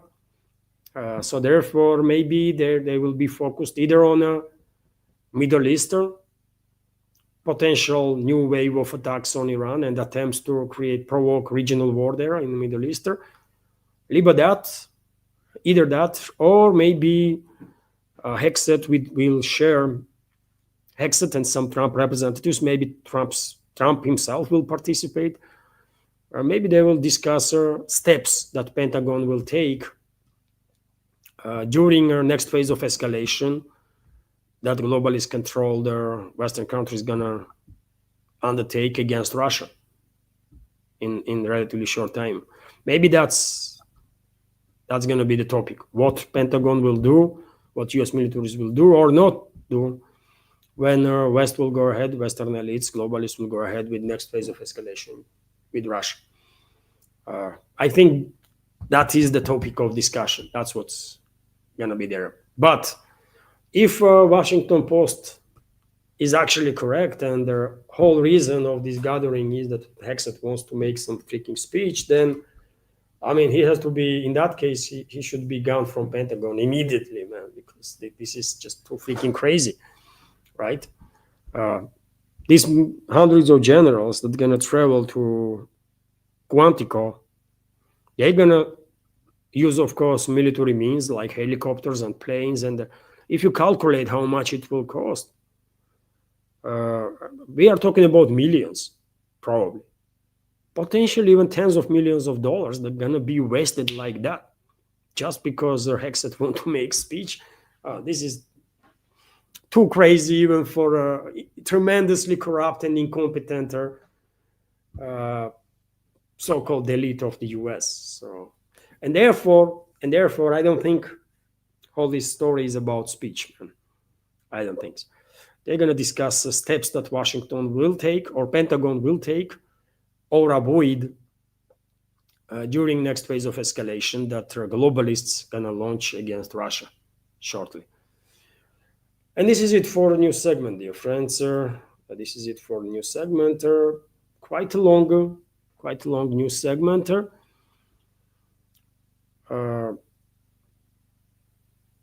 And hopefully you did like the video. Hopefully you find it informative and useful. 2 hours and 11 minutes. That's news segment of today's video. Now I will join. And dear friends, if you like the video, please click that like button too. And if you are watching this video after the live stream, then please leave some commentary on any topic. More likes and comments will help to deal with the algorithm and will help to reach wider audience. And I will now join community chat, dear friends. First, let me highlight some super chat. Super chat from on Rumble, and also there was a premium subscription was gifted to members of our community by Viper, and let me highlight that too. Yes, free subscriptions was gifted by Viper to members of our community. Thank you very much, Viper, for your support. And dear friends, let me highlight this super chat from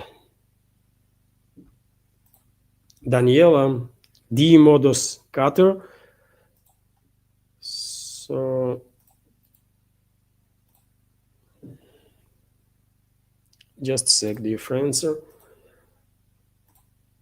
And dear friends, because it's a big community chat today, traditional Sunday community chat and fundraising streamer, I mean, if you want to donate, you can use PayPal, as you know, PayPal, Boosty platforms. You can subscribe to my Patreon page, and I will highlight right now during the stream that we have new member on the Patreon or Boosty page, and of course super chat feature on Rumble or premium subscription. And let me highlight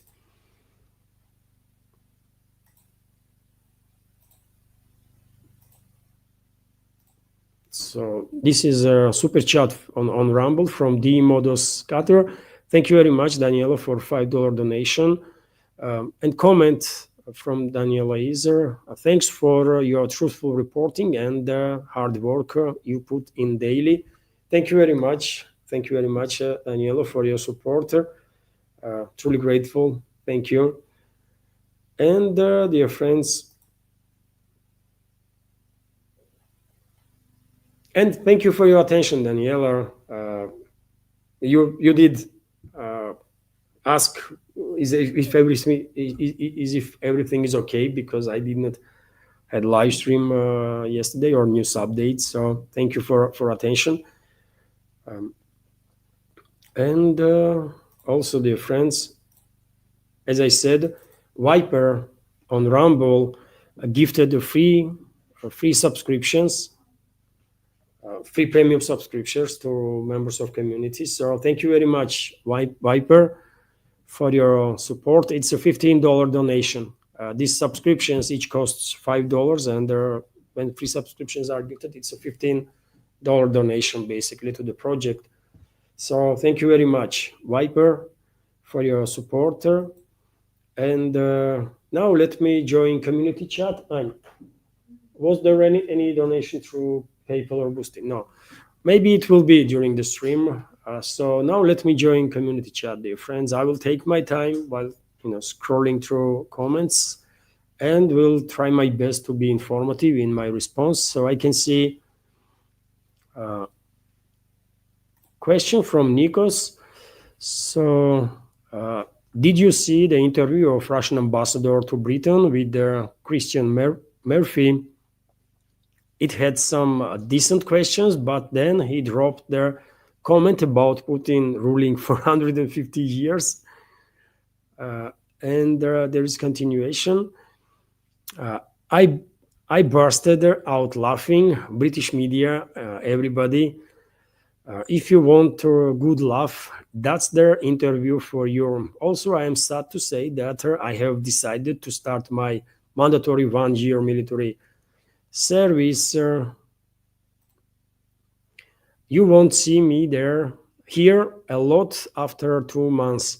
Nikos commented and also asked the question. When it comes to first part of the question, I see part of the interview. It's a channel 4, isn't it, in UK? I did see first part of their interview. I did not have time to watch it completely. I was planning, but there is constantly some things that you have to pay attention to, and I was unable to watch it completely. So therefore, I did not see that episode when host or anchor of the channel 4 went to talk about some 150-year ruling. This is crazy, man. Well, maybe he was joking or something. But lately, Andrei Kelin, Russian ambassador in UK, did give an interview to Channel 4 and also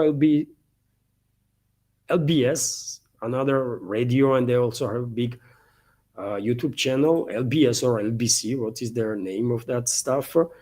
And LBC, by the way, LBC. And LBC interview I did watch it completely, and it was very informative, and the Russian ambassador was very clear and director in an interview. And part of interview with the Channel 4 of Kalin that I saw was also, an interesting one. But yet again, I missed that second part when host from Channel 4 went into some crazy stuff. But yeah, that's the Western media, by the way. I mean, that's the Western media. Quite often when Russian ambassadors, in different countries are giving the interviews, when I'm watching those interviews, I can read on the faces of Russian diplomats that it's not easy, man, to communicate with those morons that pretend to be journalists. And this is very, very much true in case of Kalin too. He's talking to people that have no freaking idea, because he's a diplomat. He has to, right?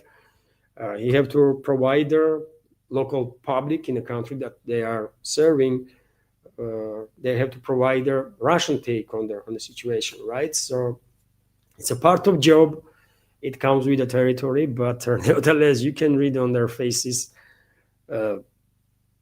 during those interviews of Russian diplomats. It's not easy, by the way, to communicate with so-called journalists that are pure propagandists, by the way. They have no interests in truth. All they care is to paint Russia in a negative way, in some way, shape, or form, and that's about it, right? They don't care about truth, man. Absolutely.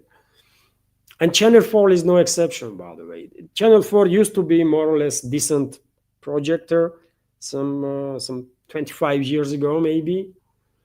But now, whenever I see some videos of Channel 4 on YouTube, now and again, I'm checking, just to see what they do and how, which direction they are pushing the narratives. And it's a crap, man. It's a crap. Same can be said about LBC, by the way. Total crap. There is no journalism there, by the way, whatsoever, right? And BBC is worse. Sky News is worse, by the way. So, you know, print press is even worse, I guess. So there is no media. I mean, there is no true journalism in MSM in the West, man. And when it comes to second part, Nikos, of your comment, you decided to serve in the military. Well, good luck. Good luck. Take care. Take care, by the way, because even though Greece, I guess you're going to serve in Greece, right? Even though Greece is not engaged in a war right now, military service on its own is quite dangerous stuff. So, just take care. Take care. And whenever you have opportunity to join the streams, share your opinion, your takes, you're always welcome. So,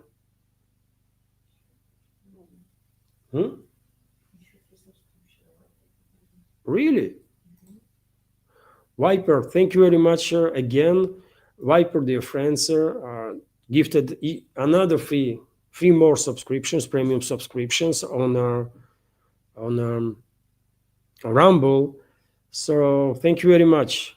Thank you very much, Viper, once again, for your generous support. Truly grateful. Thank you.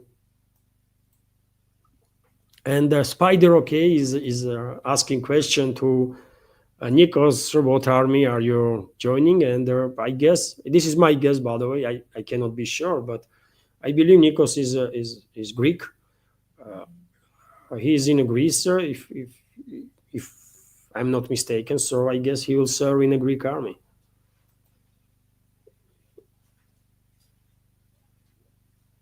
So let's scroll, dear friends, through chat. As always, super chat is of course very, very helpful. And there are also capital Qs, dear friends. Capital Qs will help to spot the question or the comment that is directed to me. So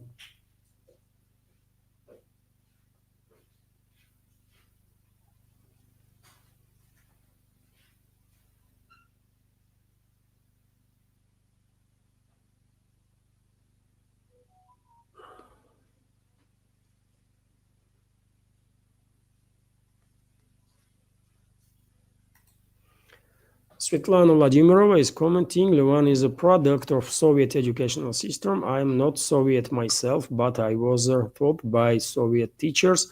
I have them to thank for teaching me English.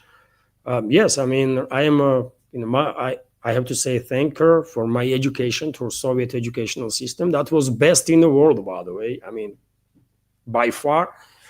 And I think very many people, even people that were very critical of Soviet Union, I think even they will agree that among many achievements of the Soviet people and Soviet Union, I mean, educational system was definitely one of those great achievements. I mean, school was great, by the way. Subjects, great. We were receiving actual fundamental, actual knowledge about some fundamental subjects, right? That gives you ability of complex thinking. So we had the opportunity if we wanted to. I mean, of course, not everyone was that keen to learn something in the school, even though you have a free opportunity, but literally free opportunity to get education, right? And not everyone was using this opportunity, but me being from an ordinary family, by the way, I knew from the little age that only chance I have to hope for a better life was to do my best in terms of education, and thanks God I had the opportunity to study. By the way, we had a greater educational system. Also, libraries, by the way, great libraries. I was assigned to almost all best libraries in Tbilisi. There was no internet at the time, so you had to go to library and read actual books, right? Nowadays, rarely people do this, but in old days, yes, we were going to library and reading the books. And most of what I have read, by the way, in my life, I guess some 70-80% was in Russian, and there are specific literature about engineering, about war, about physics, about some fundamental subjects, right? Unfortunately, because of this fixation on professional literature, I was lacking behind when it comes to classical literature. But nevertheless, you're not gonna be able to. I mean, you're not gonna have a time to read everything, by the way, because it's impossible, right? So I was focused on professional literature more, and it did help me. I think I went to university, by the way, on a free sector. There was a donation, dear friends, from Sharon. From Shannon. Thank you very much, Shannon, for a $5 donation. And comment from Shannon is, thank you, Levan and Anya. Thank you very much from me and from Anya. And also a donation from Natalia. Thank you very much, Natalia, for your $20 donation.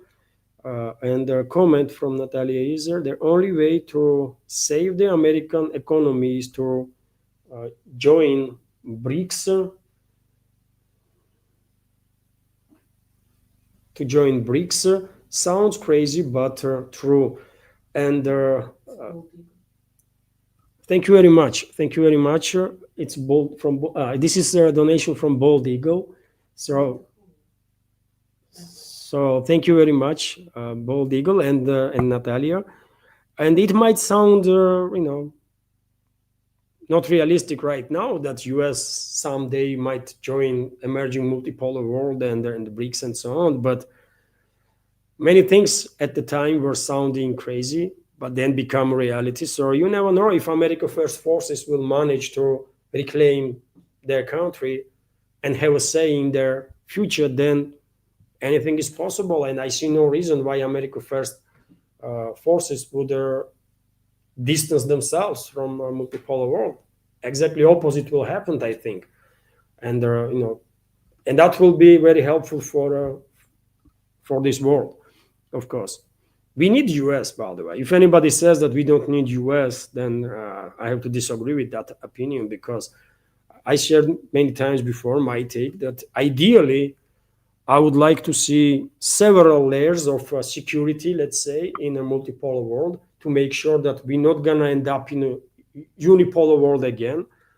And there is always such a risk, right? There is China, by the way, that is emerging, that is strategical partner for Russia today. Yes, but we don't know who will be in charge or what kind of people or forces will be in charge in China in 20, 30 years from now, right?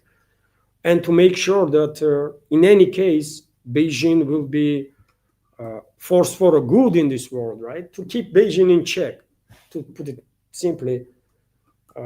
Ideally, we need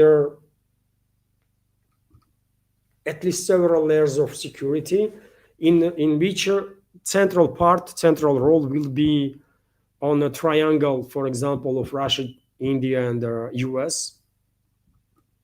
Ideally, yet again, I know this idea also might sound as impossible right now, but who knows? Maybe America First people will manage to reclaim their country and actually make some changes there. So thank you very much. Thank you very much for donations and opinion. And Svetlana, thank you, of course, for remembering their Soviet school. It was great. And by the way, thanks to Soviet school, I was able to study in university for free. I'm coming from ordinary family, so my family was, not in a position to pay for my education. So I went on exams on the Faculty of Journalism in Tbilisi State University, and I got enough points to study for free. If I had 2 points less, then I would have to pay for education, and I would not be able to. So therefore, I would not become a journalist, and my life would be very different. But thanks to my school education and all those libraries that were available for free, by the way, I was able to take exams and gain enough points that I study in university for free. Very few countries in the world can actually, and very few systems in the world actually can provide free education. And that was a remnant of the Soviet era, by the way, isn't it? Now educational systems are different all over the former Soviet Union, but it's still good.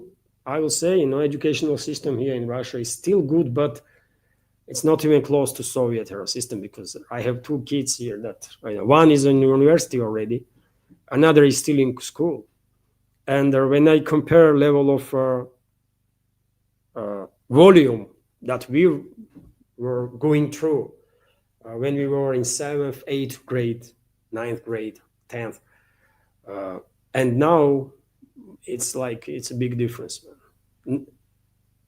In our times, it was a much bigger volume of knowledge than it is now. It's still good, but Soviet educational system was something extraordinary, man. Absolutely. And it's always there. It always comes down to personalities, isn't it? I mean, you might get opportunity, but if you did not use it, then well. But if you actually used it, then you could become someone and achieve something, even if you were from difficult background, let's say, or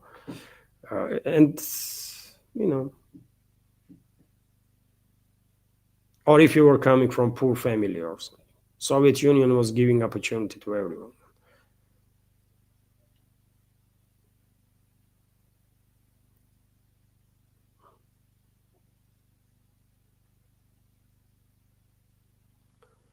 I'm scrolling, dear friends, right now, and if I see capital Qs or capital letters, I will react on it, of course.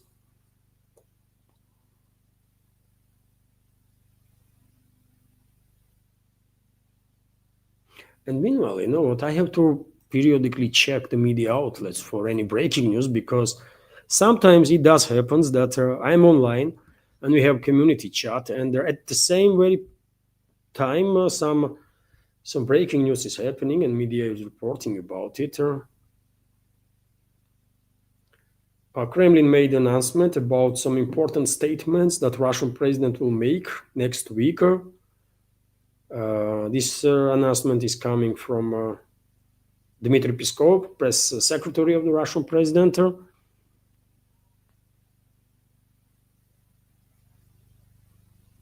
There is many meetings between Russian president and other officials from different countries. They're going to be busy international week.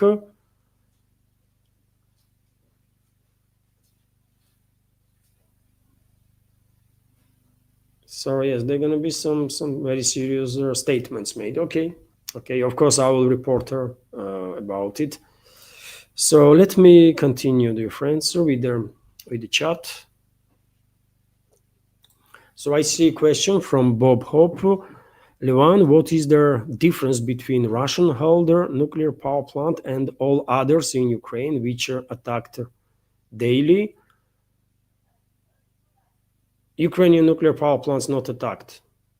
Bob, Russia never conducted a strike on any nuclear power plant that is located on Kiev-controlled territory.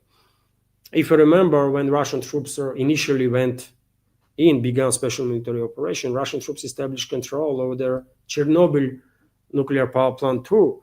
But then, as a result of agreement that was reached in Istanbul, Russian side began withdrawing troops, including from Chernobyl.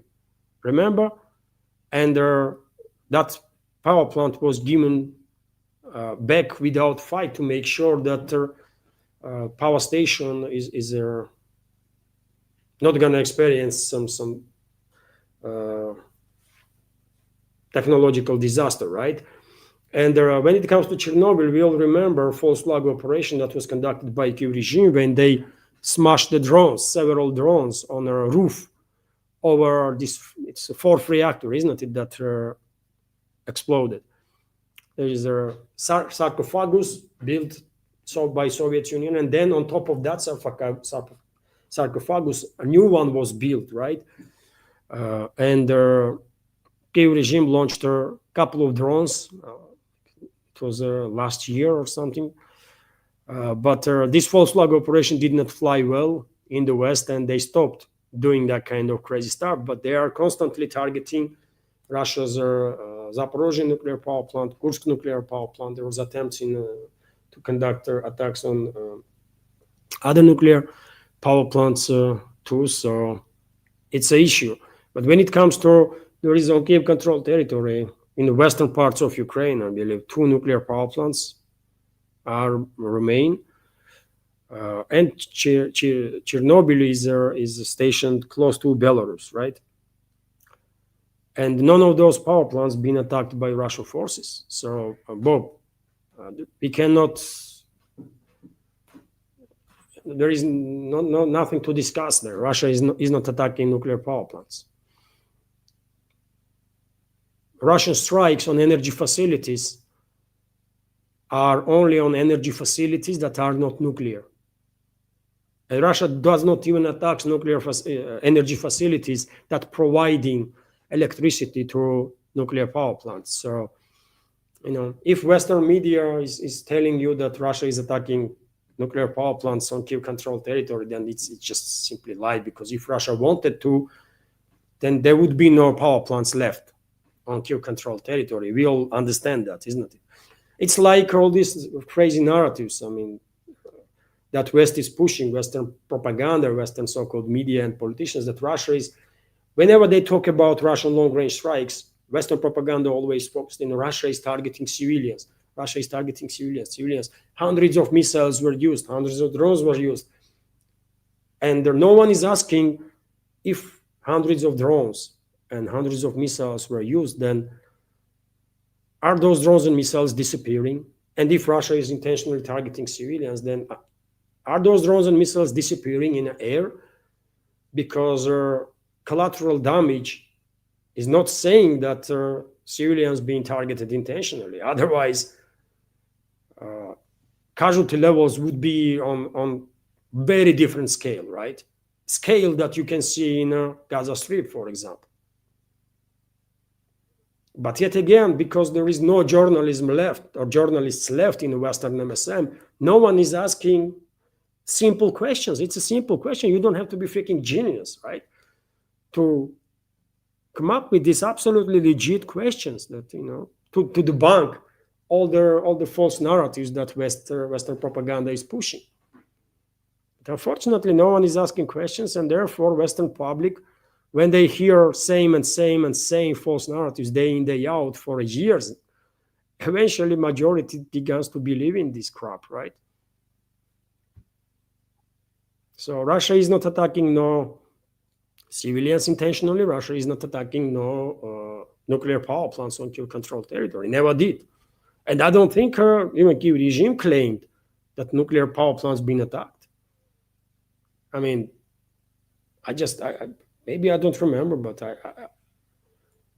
I have not read in my memory, I have not even read any reports that Kyiv regime claimed that Russia attacked nuclear power plants in the western parts of Ukraine. So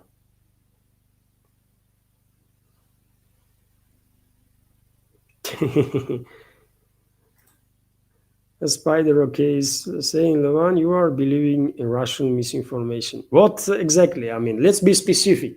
This is let's have a talk. What misinformation? By the way, maybe you are new on our channel, and I can tell you, my news is coming from independent sources and from media, press, with the printing press, and also news agencies. I don't freaking watch TV. So therefore, I don't even know what And there should be propaganda, right? Certain propaganda on that Kremlin wants to be seen, right, by public here in Russia, outside of Russia, and Russian TVs probably are working on that. But I don't watch Russian TV, not just Russian TV, but I don't watch TV in general for like a couple of decades now, and therefore I have no idea what kind of line those TV, let's say state or financed TV channels have. I just don't know what they are talking about, right? So I can claim that I'm not influenced by no propaganda from no one side. And all the news that I share, dear friends, you can check. You can listen to this news on my channel, then you can search and you can find confirmations, right? At least several other sources that will say the same. And if I have any doubts about information, I myself is saying that, you know what, that's the reports on the media or on Telegram channels or somewhere, right? But I have doubts about it. So let's take this information, for example, with pinch of salt. When I have myself doubts about information, I'm talking about it too. So, but it would be good if you would come with some specifics. What misinformation that I've been influenced, for example. Yeah, it would be interesting. And dear friends, under the live streams lately, I began publishing links to the news that I use in my updates, most of it, right? And if you want to read whole news, then in the description box you can find the links, right? And there is most of the links to the news that I used.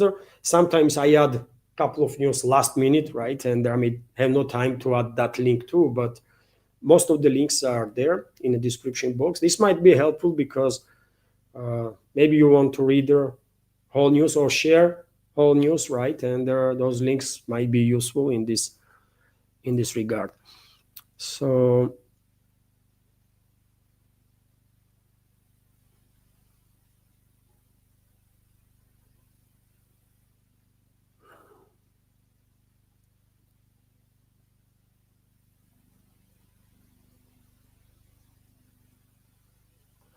and yes, I mean, John, thank you very much for encouraging members of our community to, for example, watch the live streams on Rumble, if possible, because on Rumble views count also, view numbers, and those view numbers might actually help to reach wider audience.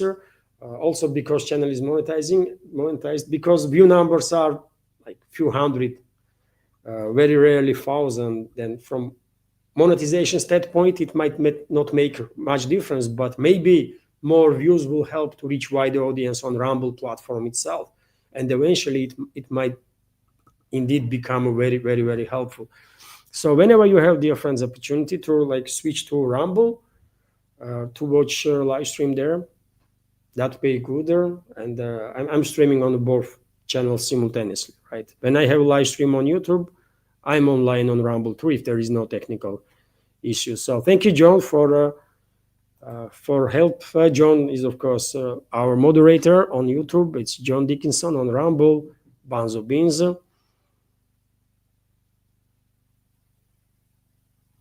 And let's scroll. Dear friends, if you want to donate to the project, you can use PayPal and Boosty platforms. Links are on this video in description box. And also you can subscribe to my Patreon page or page on Boosty. Also links are on this video in description box. I see some positive comments from you, dear friends.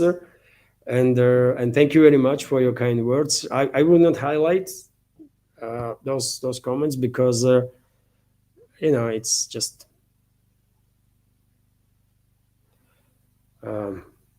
I'm not that narcissistic, by the way, to highlight comments that say some good about me.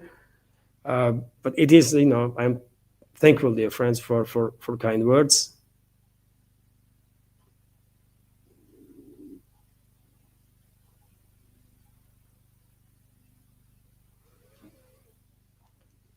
My apologies if I miss your question, but unwillingly, I'm just scrolling there, friends. And when I spot capital letters, I'm paying more attention, to make sure that comment is directed or not directed to me.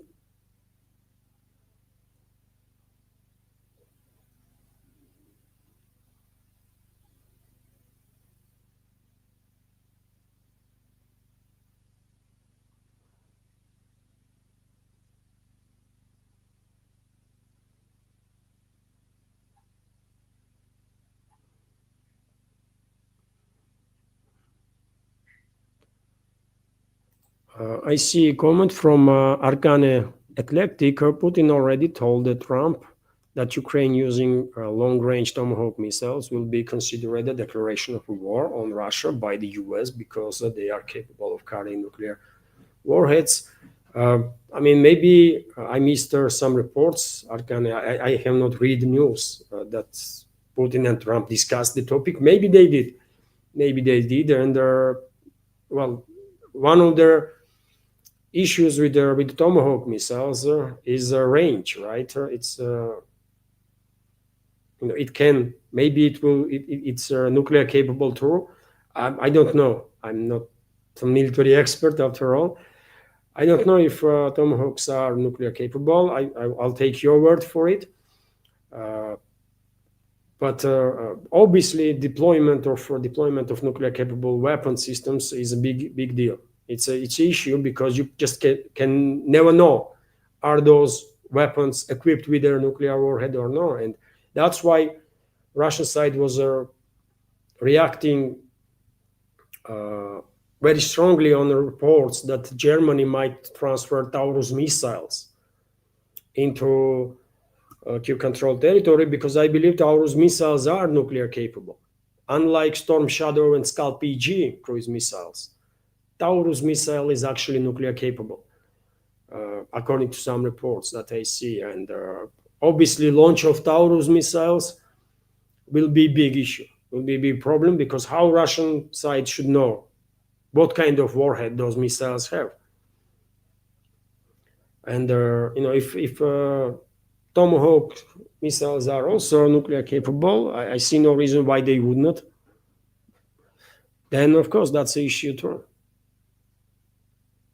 Nuclear capability and the range.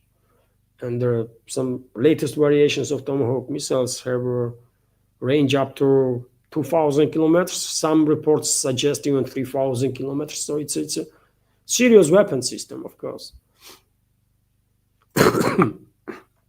Excuse me, dear friends.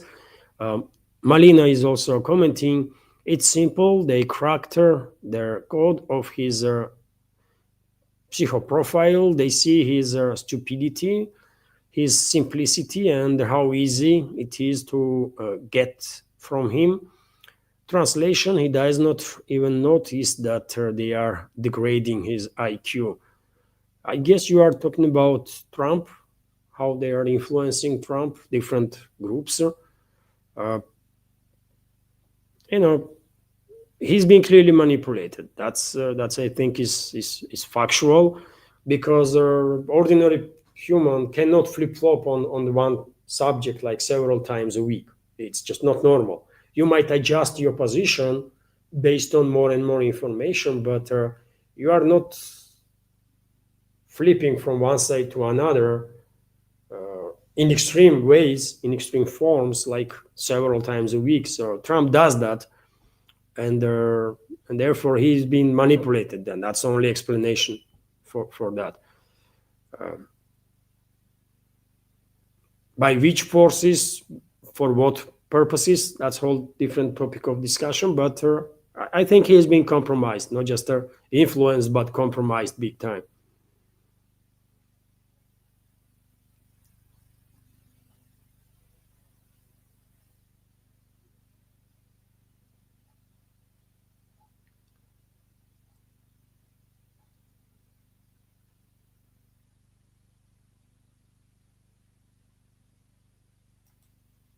Alexander G is commenting, first deliveries of Patriot systems is scheduled for 2027.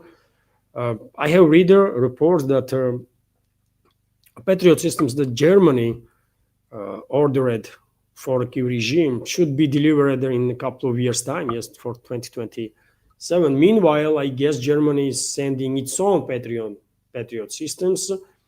And yet again, you saw this short clip, isn't it, from last night, when missile from most likely Patriot was launched there and then failed on some residential area.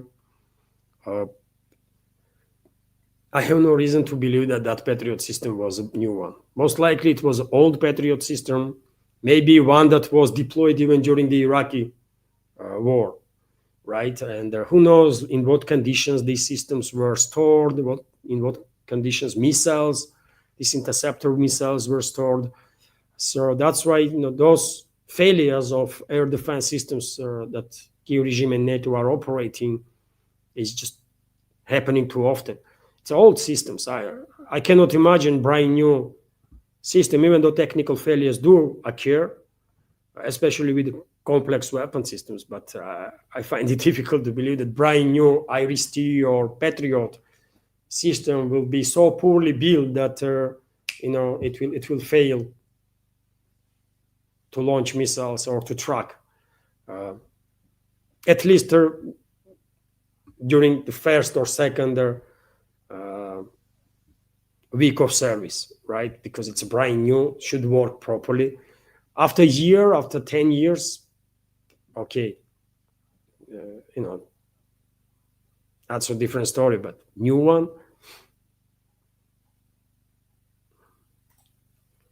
Nidish Kumar is asking Levan, how will Russia know its non-nuclear weapon was fired at them when a Tomahawk missile is fired? We cannot know. That's the issue. That's exactly the issue with the nuclear-capable missiles, Tomahawk or Taurus or anything else. That's the issue. We just cannot know. And that's why number of Russian officials were very nervous when talk began about deliveries of F-16s, because F-16s are capable of delivering nuclear bombs, US nuclear bombs, right? F-16 is a nuclear-capable plane. And whenever F-16s are in air and Russian radioelectronic warfare system or Russian air defense system see those F-16s, we just don't know what kind of bombs they're going to deliver. Just a word from the US that they're not going to transfer nuclear weapons or they're not going to use nukes against us, just a word is not enough, isn't it? So F-16s are a threat. But with F-16s, at least you can calculate, isn't it, where this plane is right now, and range of these nuclear bombs, right? From which altitude they have to be dropped to reach certain distance and stuff, even with the glide kit. But with missiles like Taurus and Tomahawk, for example, you just cannot know. And they have enough range to not just reach Moscow, but even beyond, right? According to some reports, latest variations of Taurus missiles have range up to 700 kilometers. Some, I have seen reports about 800 kilometers, right?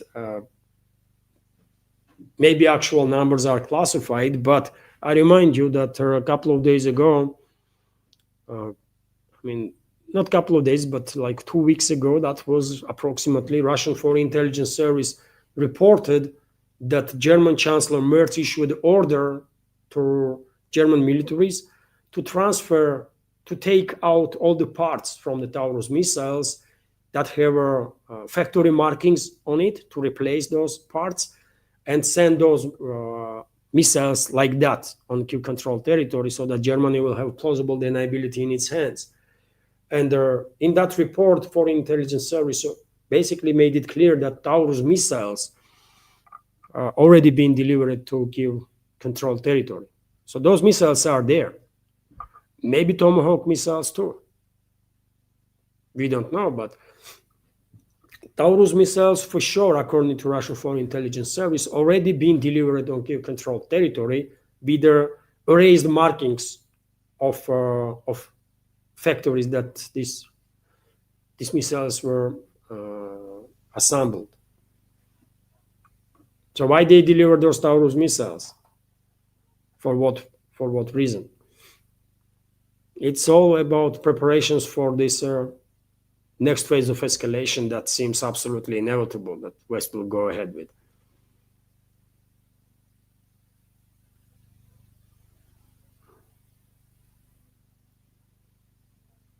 I think if Russian side was very, very clear that if Taurus missiles were launched against Russia, then I believe a number of high-ranking officials even did not rule out possibility of striking Germany itself with retaliatory strikes. So Russia will react, by the way. When West will go ahead with next phase of escalation, I have no doubts Moscow will retaliate, not just on the Kiev controlled territory, but on military and logistical assets of NATO countries that will be involved directly in this escalation, including Germany, by the way. Germany, UK, France, US, it depends, level of American involvement. To avoid direct full-scale war with US, maybe Russian side will avoid strikes on US military infrastructure, but Germany, France, Italy definitely are gonna be on their military industrial complex and their military assets, basically, right? Legit targets in case of this next phase of escalation.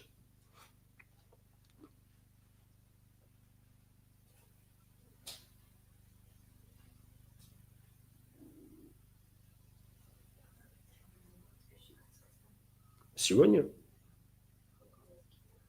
Oh, really? There was a new member of on Patreon, dear friends, today. So Bhagavad Gita, subscribe to Patreon, dear friends, and this is a. Thank you very much. Thank you very much for subscription. And Bhagavad Gita paid for whole year, isn't it? So thank you very much for your support on Patreon, for joining our Patreon community. Thank you.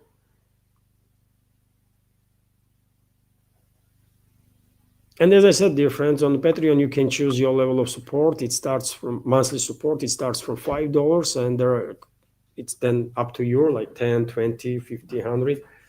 I don't have no $50 subscribers or supporters there on Patreon, or $100 supporters, but there are several members that are supporting with $20 a month, more with $10 a month, and even more with $5 a month. And you can also, there is a feature to pay for whole year, and there are quite often members of community using that feature. And Bhagavad Gita do this too. He subscribed for $5 a month and paid for whole year. Thank you very much for joining our community. If you are interested, dear friends, link to my Patreon is on this video in the description box and in the pinned comment. And so, yes, man, let's hope they're gonna be in our next phase of escalation, man. It's gonna be so freaking dangerous. We already are like closest we ever been to midnight based on doomsday clock and next phase of escalation, if West will go ahead with it, as I see it, right, scale that I see in my reading of the big picture, will definitely bring us literally step away from nuclear disaster, from extinction level event. So it's scary, man. It's scary. I'm seriously considering to buy freaking Geiger counter, or Sochi Geiger, how should I say it, device that monitors radiation levels. I mean, that's how crazy there and dangerous the situation is, really. I was seriously considering, and still considering, by the way, not just like before, but now too, to buy that device, because you never know, man. You never know. And that device might become helpful. if things go to the extremes, right? I'm still hopeful that we're not gonna see no nuclear strikes, but Western elites are crazy, man. Western elites are crazy. So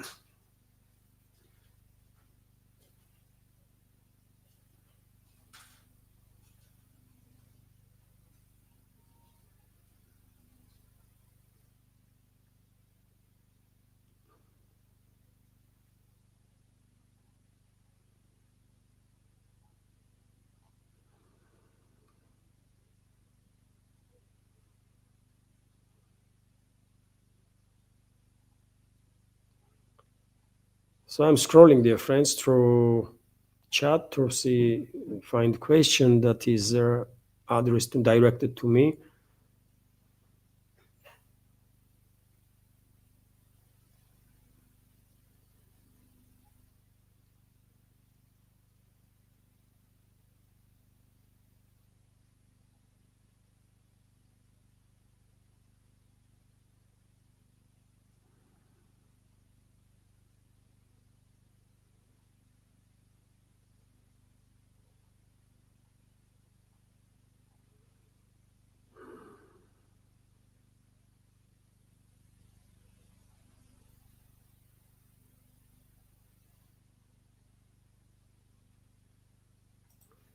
Interesting comment from Markane Eclectic. I guarantee you Israel will give Zelensky asylum when this war ends and he will become the prime minister of Israel someday.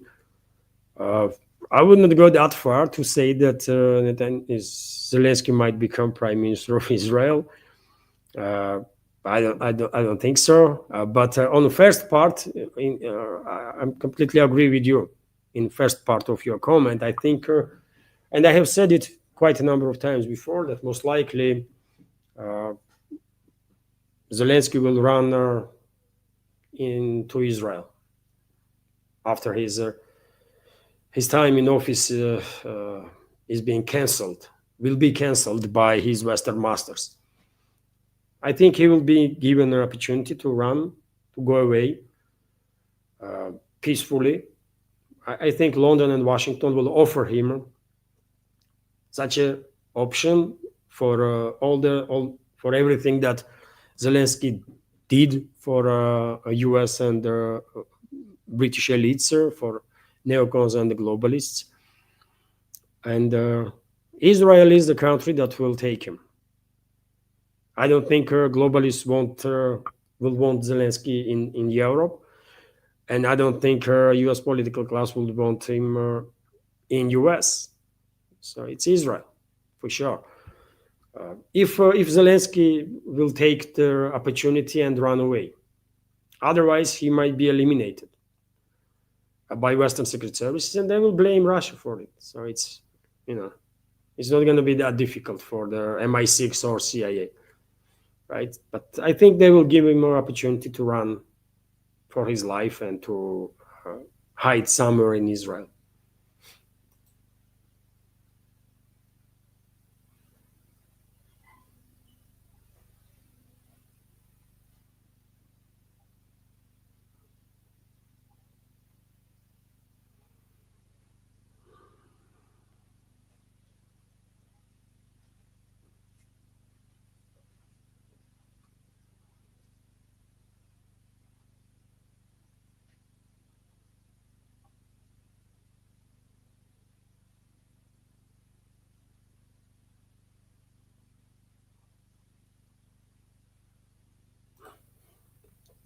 Stavros Karagiorgis is commenting, all modern currencies are fiat currencies, basically issued and they're net supplied by central banks and their treasuries, which is, yes, I mean, that's exactly how it is, isn't it? And when I say that Western elites don't care about money, I basically meant exactly that. They can freaking print this as much this money as they want to, right? That's what US does.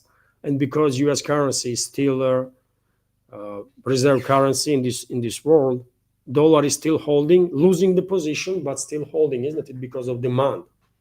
But as the dollarization process accelerates, which is inevitable process, which is going to happen anyways, right? Of course, dollar will lose its influence, and eventually dollar gonna get crushed. It might still be reserve currency in some capacities, but one of the reserve currencies, not the main one for sure. And same can be said about the British pound and the euro and the Swiss franc, for example. If they want to, they can print based on which currency we're talking about. I mean, EU central bank. I mean, globalists can use their central bank to print, I guess, I don't know, trillion euro without completely destroying European economies. It will have an impact, of course, negative impact, if they just print trillion euro to finance this proxy war against Russia. It will have a negative impact, but still European economies will survive. I don't think inflation gonna reach some unbelievable numbers. It will be maybe in double digits, but not in hyperinflation levels. US can definitely survive more trillions to be printed, and that's what US does, isn't it? That's why they have like 36, 37 trillion already in debt. All they do is they print these trillions of dollars year-on-year terms. But US economy is and US dollar is in much better position still than European economies or euro ever was. But yes, in general, that's what fiat currencies are, isn't it? They are not strengthened by nothing. There is nothing behind these currencies. Not gold, nothing.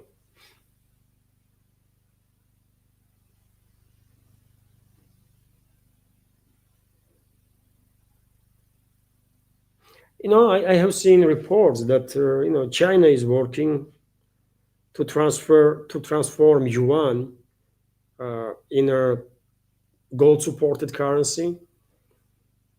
If true, then things might change. But why would they? Why would they do it when they can use a similar approach as US did? Because they can see, as long as if yuan will become a world reserve currency, then they can also print it, right? They also will be in a position to print these freaking papers as US did. And they can sustain, they can finance their own economy, their own expenses for decades and decades and decades, until they will come up with some other system. But yet again, this is our quite difficult topics that are specific enough so that experts, financial experts, of course, have to talk about. My knowledge in this stuff is little to none.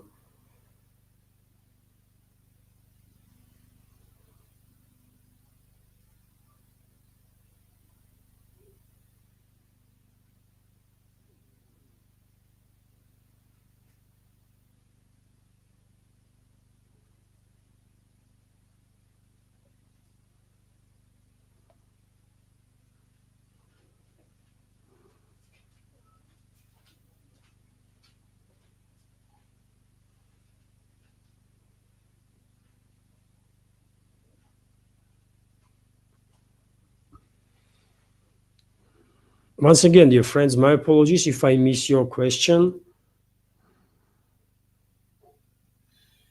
I see Stavros Karagiorgis is asking, why would you oppose Maduro, Levan?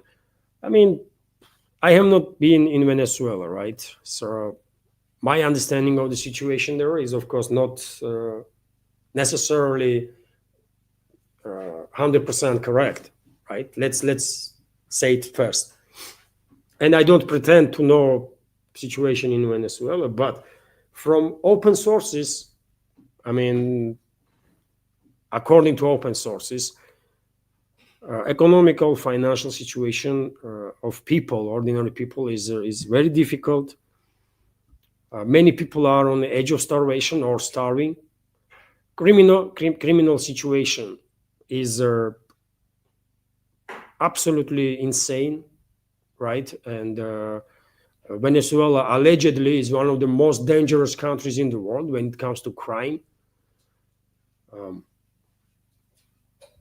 know, and I don't know about level of corruption in the government. Corruption is everywhere, so therefore, I would not use this subject particularly for criticism. But economical, social level, quality of life in Venezuela, security is definitely something that I would expect situation to be better. I would expect more from the government. And I do know that there are certain groups in Venezuela that are directly linked to the West, especially among rich class, that are still to nowadays in many ways running the big businesses in the country. And there are reports that these groups are sabotaging actually economy in the country to create unrest. Okay, but why government is not taking countermeasures then, right? Why there is no countermeasures in the place? Why other companies have not been promoted then that are doing business proper ways without sabotaging the economy? That's one thing, right? I think Venezuelan government can do better, but to improve standard of living, right, in the country. And you might argue about economical topics, right? It's sanctions, it's this and that, and the US is trying to destroy economy. Okay, I get that. But what about crime? It's it's a police, isn't it? Police, security services. Why cannot Venezuelan government organize proper work of security services so that crime would not be this big of an issue? When the country, based on some reports that I have seen, is among most dangerous out there in the world when it comes to personal security of the people. So I think stuff that I already said is enough to be critical of government. But then I said also that even if I'm a critical of government, I would not be in support of my country being recolonized, right, and run from Washington or from anywhere else. So therefore, if people of Venezuela, like majority or significant part of the society, thinks very same way, that they might be critical of government, but nevertheless, if country is attacked by foreign force, then they will protect their country, not the regime, but country. In that case, people of Venezuela will fight, and US will find it extremely difficult to force society to submission there. US might replace regime, yes. I have no doubts about it, that US can militarily take out political and military leadership of the Venezuela, most of it. And the US can put anyone they choose in Caracas as a president or emperor of Venezuela if they want to. But one thing is this regime change operation, and another is actual control on the ground. And to have a control, you have to, people have to agree with the legitimacy of the government. And if people are against it, if people are fighting your proxy, and if people are against you and fighting you too and your forces, then you are in trouble, because I don't think really US is in a position to force Venezuelan people into submission.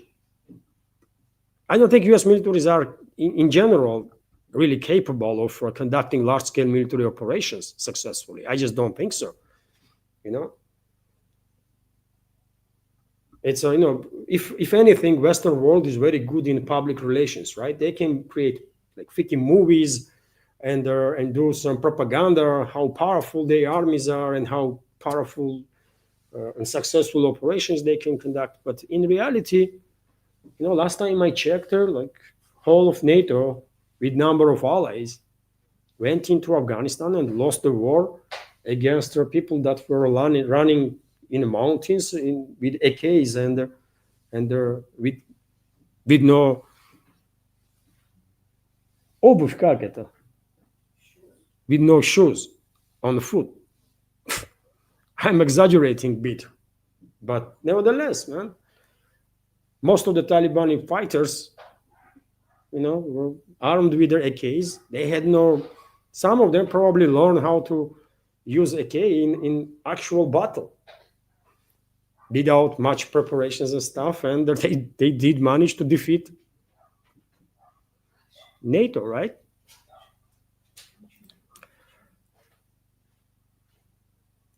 Let's continue, dear friends.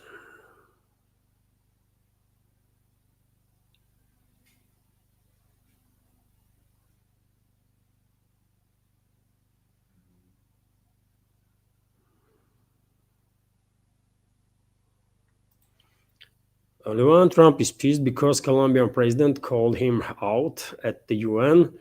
I mean, that is also, but on the other hand, Midish, you don't go in other country, especially when you are president or high-ranking official, and you don't participate in some demonstrations, and you don't call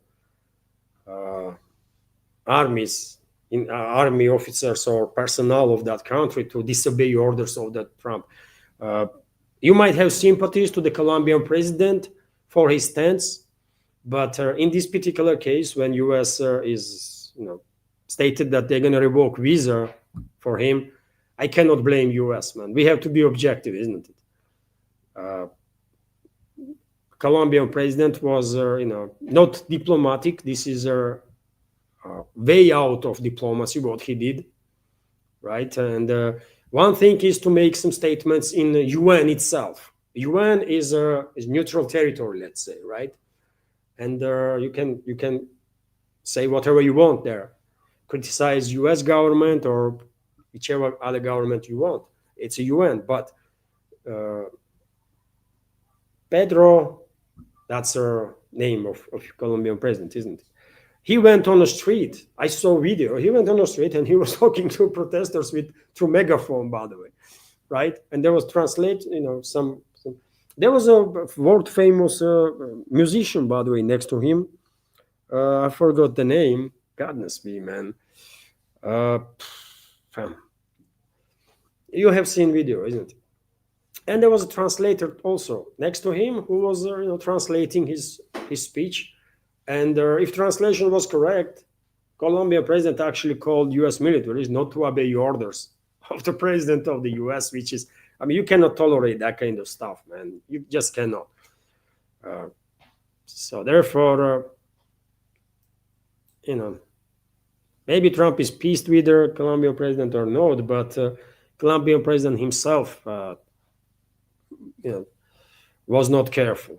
You cannot go in another country and begin making some freaking political speeches and calling for, I don't know, man.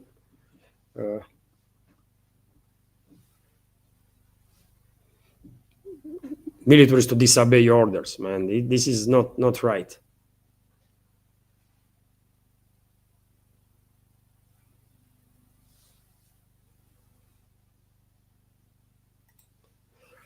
Why are you discussing? Also, question from Stavros Karagiorgis, sir. Why are you discussing matters, sir, specific to their America's Levan? Just because Russian media cover it does not mean you must cover it. We were direct access to their sources, RT, at all rely on. I'm covering topics that I think are interesting. It's not because Russian media covering or not, but because sometimes you can see, I'm sharing information that I see on Telegram, channels, for example. Russian media I did not pay much attention to, but I saw it on the Telegram channels. So it is interesting for the public, that means, right? It's a big Telegram channels I'm talking about in the Russian segment of internet. So I'm covering topics that I think are interesting because my task with these programs is to, share important information so that when you watch my news segment, you will have latest on the matters. And when you, for example, tomorrow end up in a conversation when these subjects being talked about, you will maybe know little more than day before, thanks to my program. That's the goal, basically. And also I'm sharing my personal take. And when it comes to personal takes, one of the plus sides of these personal opinions is that if I think certain way about any topic, right, related to Americas or not, then most likely certain number of people here in Russia also think that way, because it's hardly possible that it's just me that have this or that opinion. Probably there are many of us, right? It's the same stuff in any country. So by watching my programs, members of community also are having better understanding of our thinking, right, about different stuff. At least what some part of society here in Russia thinks about these developments or that. So this is also addition to the news. Important addition, I think, because one of the reasons, maybe even main reason why I'm subscribed to all sorts of channels from the Western countries, for example, is that I want to know what people think there. And one way to know it is to listen to hosts of those channels, right? Because there is no way, for example, when I'm listening to, let's say, either Young Turks or to Kyle Kalinske or Jimmy Dore or Joe Rogan, for example, or even Breaking Points or any other. There's no way only these people think that way. Most likely there's some significant groups of people in US, for example, that think very similar way, right? I mentioned channels from US, but I can tell you channels from UK, for example, right? I already mentioned in news segment George Galloway, right? That has a massive following and very popular program on YouTube and Rumble. And so when he says something and he shares his opinion, most likely significant part of citizens in UK think same way. So it's a plus, obviously. It's a bonus that you can get on top of the news itself. And maybe this bonus is much more important than news, because we can all have access to the news, right? But opinions quite often are more interesting.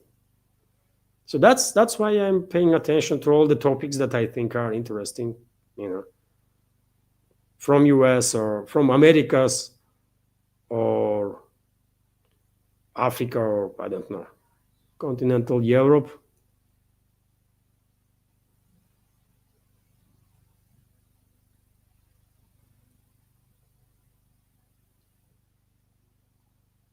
So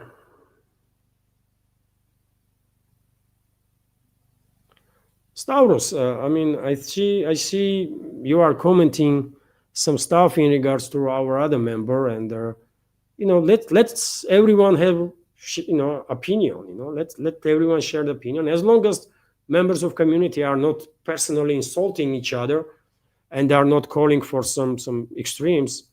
Let's have an opinion. I mean, we can agree to disagree with each other, isn't it? So it's all good.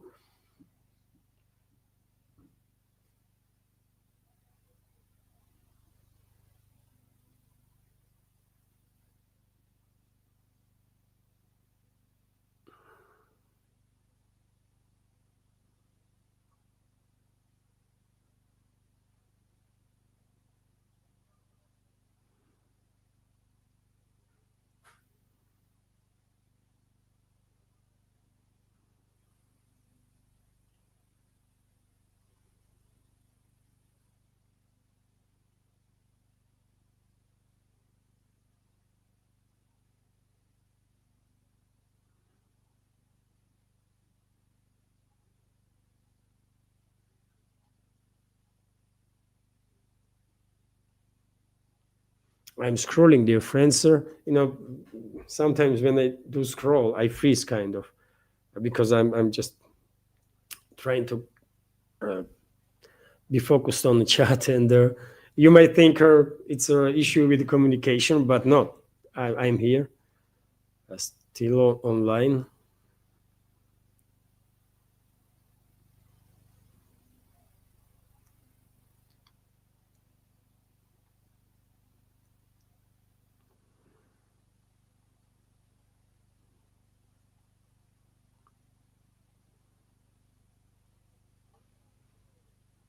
So maybe that's it. No questions.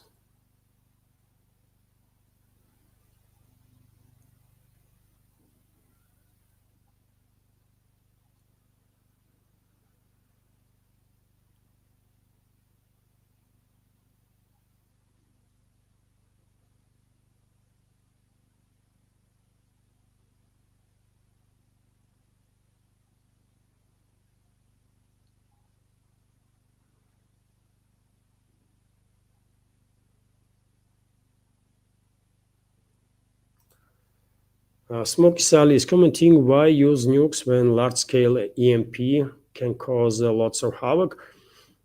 Yes, EMPs are one of the you know subsequent one of the consequences of the nuclear explosion. These are highly charged particles that cause all sorts of problems in everything electric, right?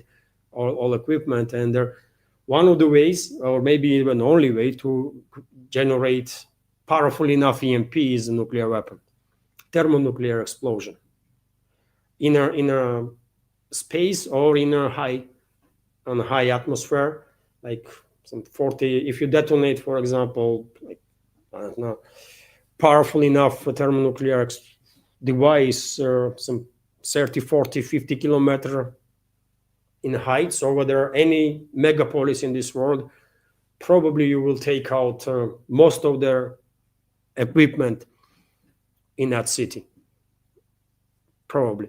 But still, you need nuclear weapon to do so.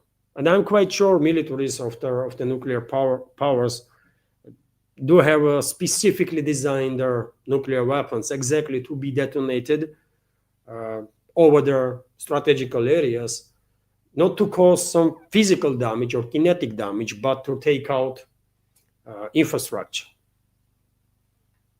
But of course, EMPs are tremendously powerful, and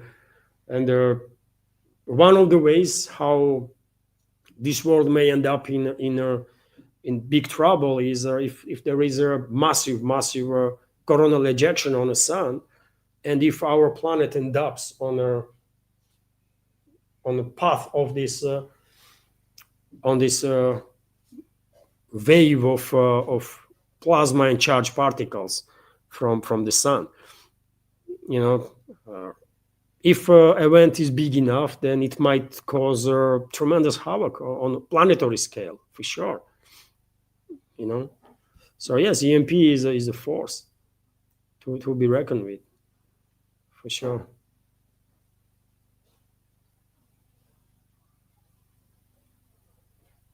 And dear friends, it's already 3.5 hours. Wow. Dear friends, I have to end the live stream on that. Um,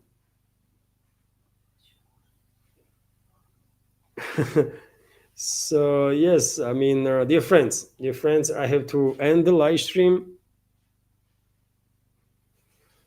Uh, thank you all, dear friends, for your support. I just take the look and I see comments from Viper that these live streams are too long. I agree with you, Viper, absolutely.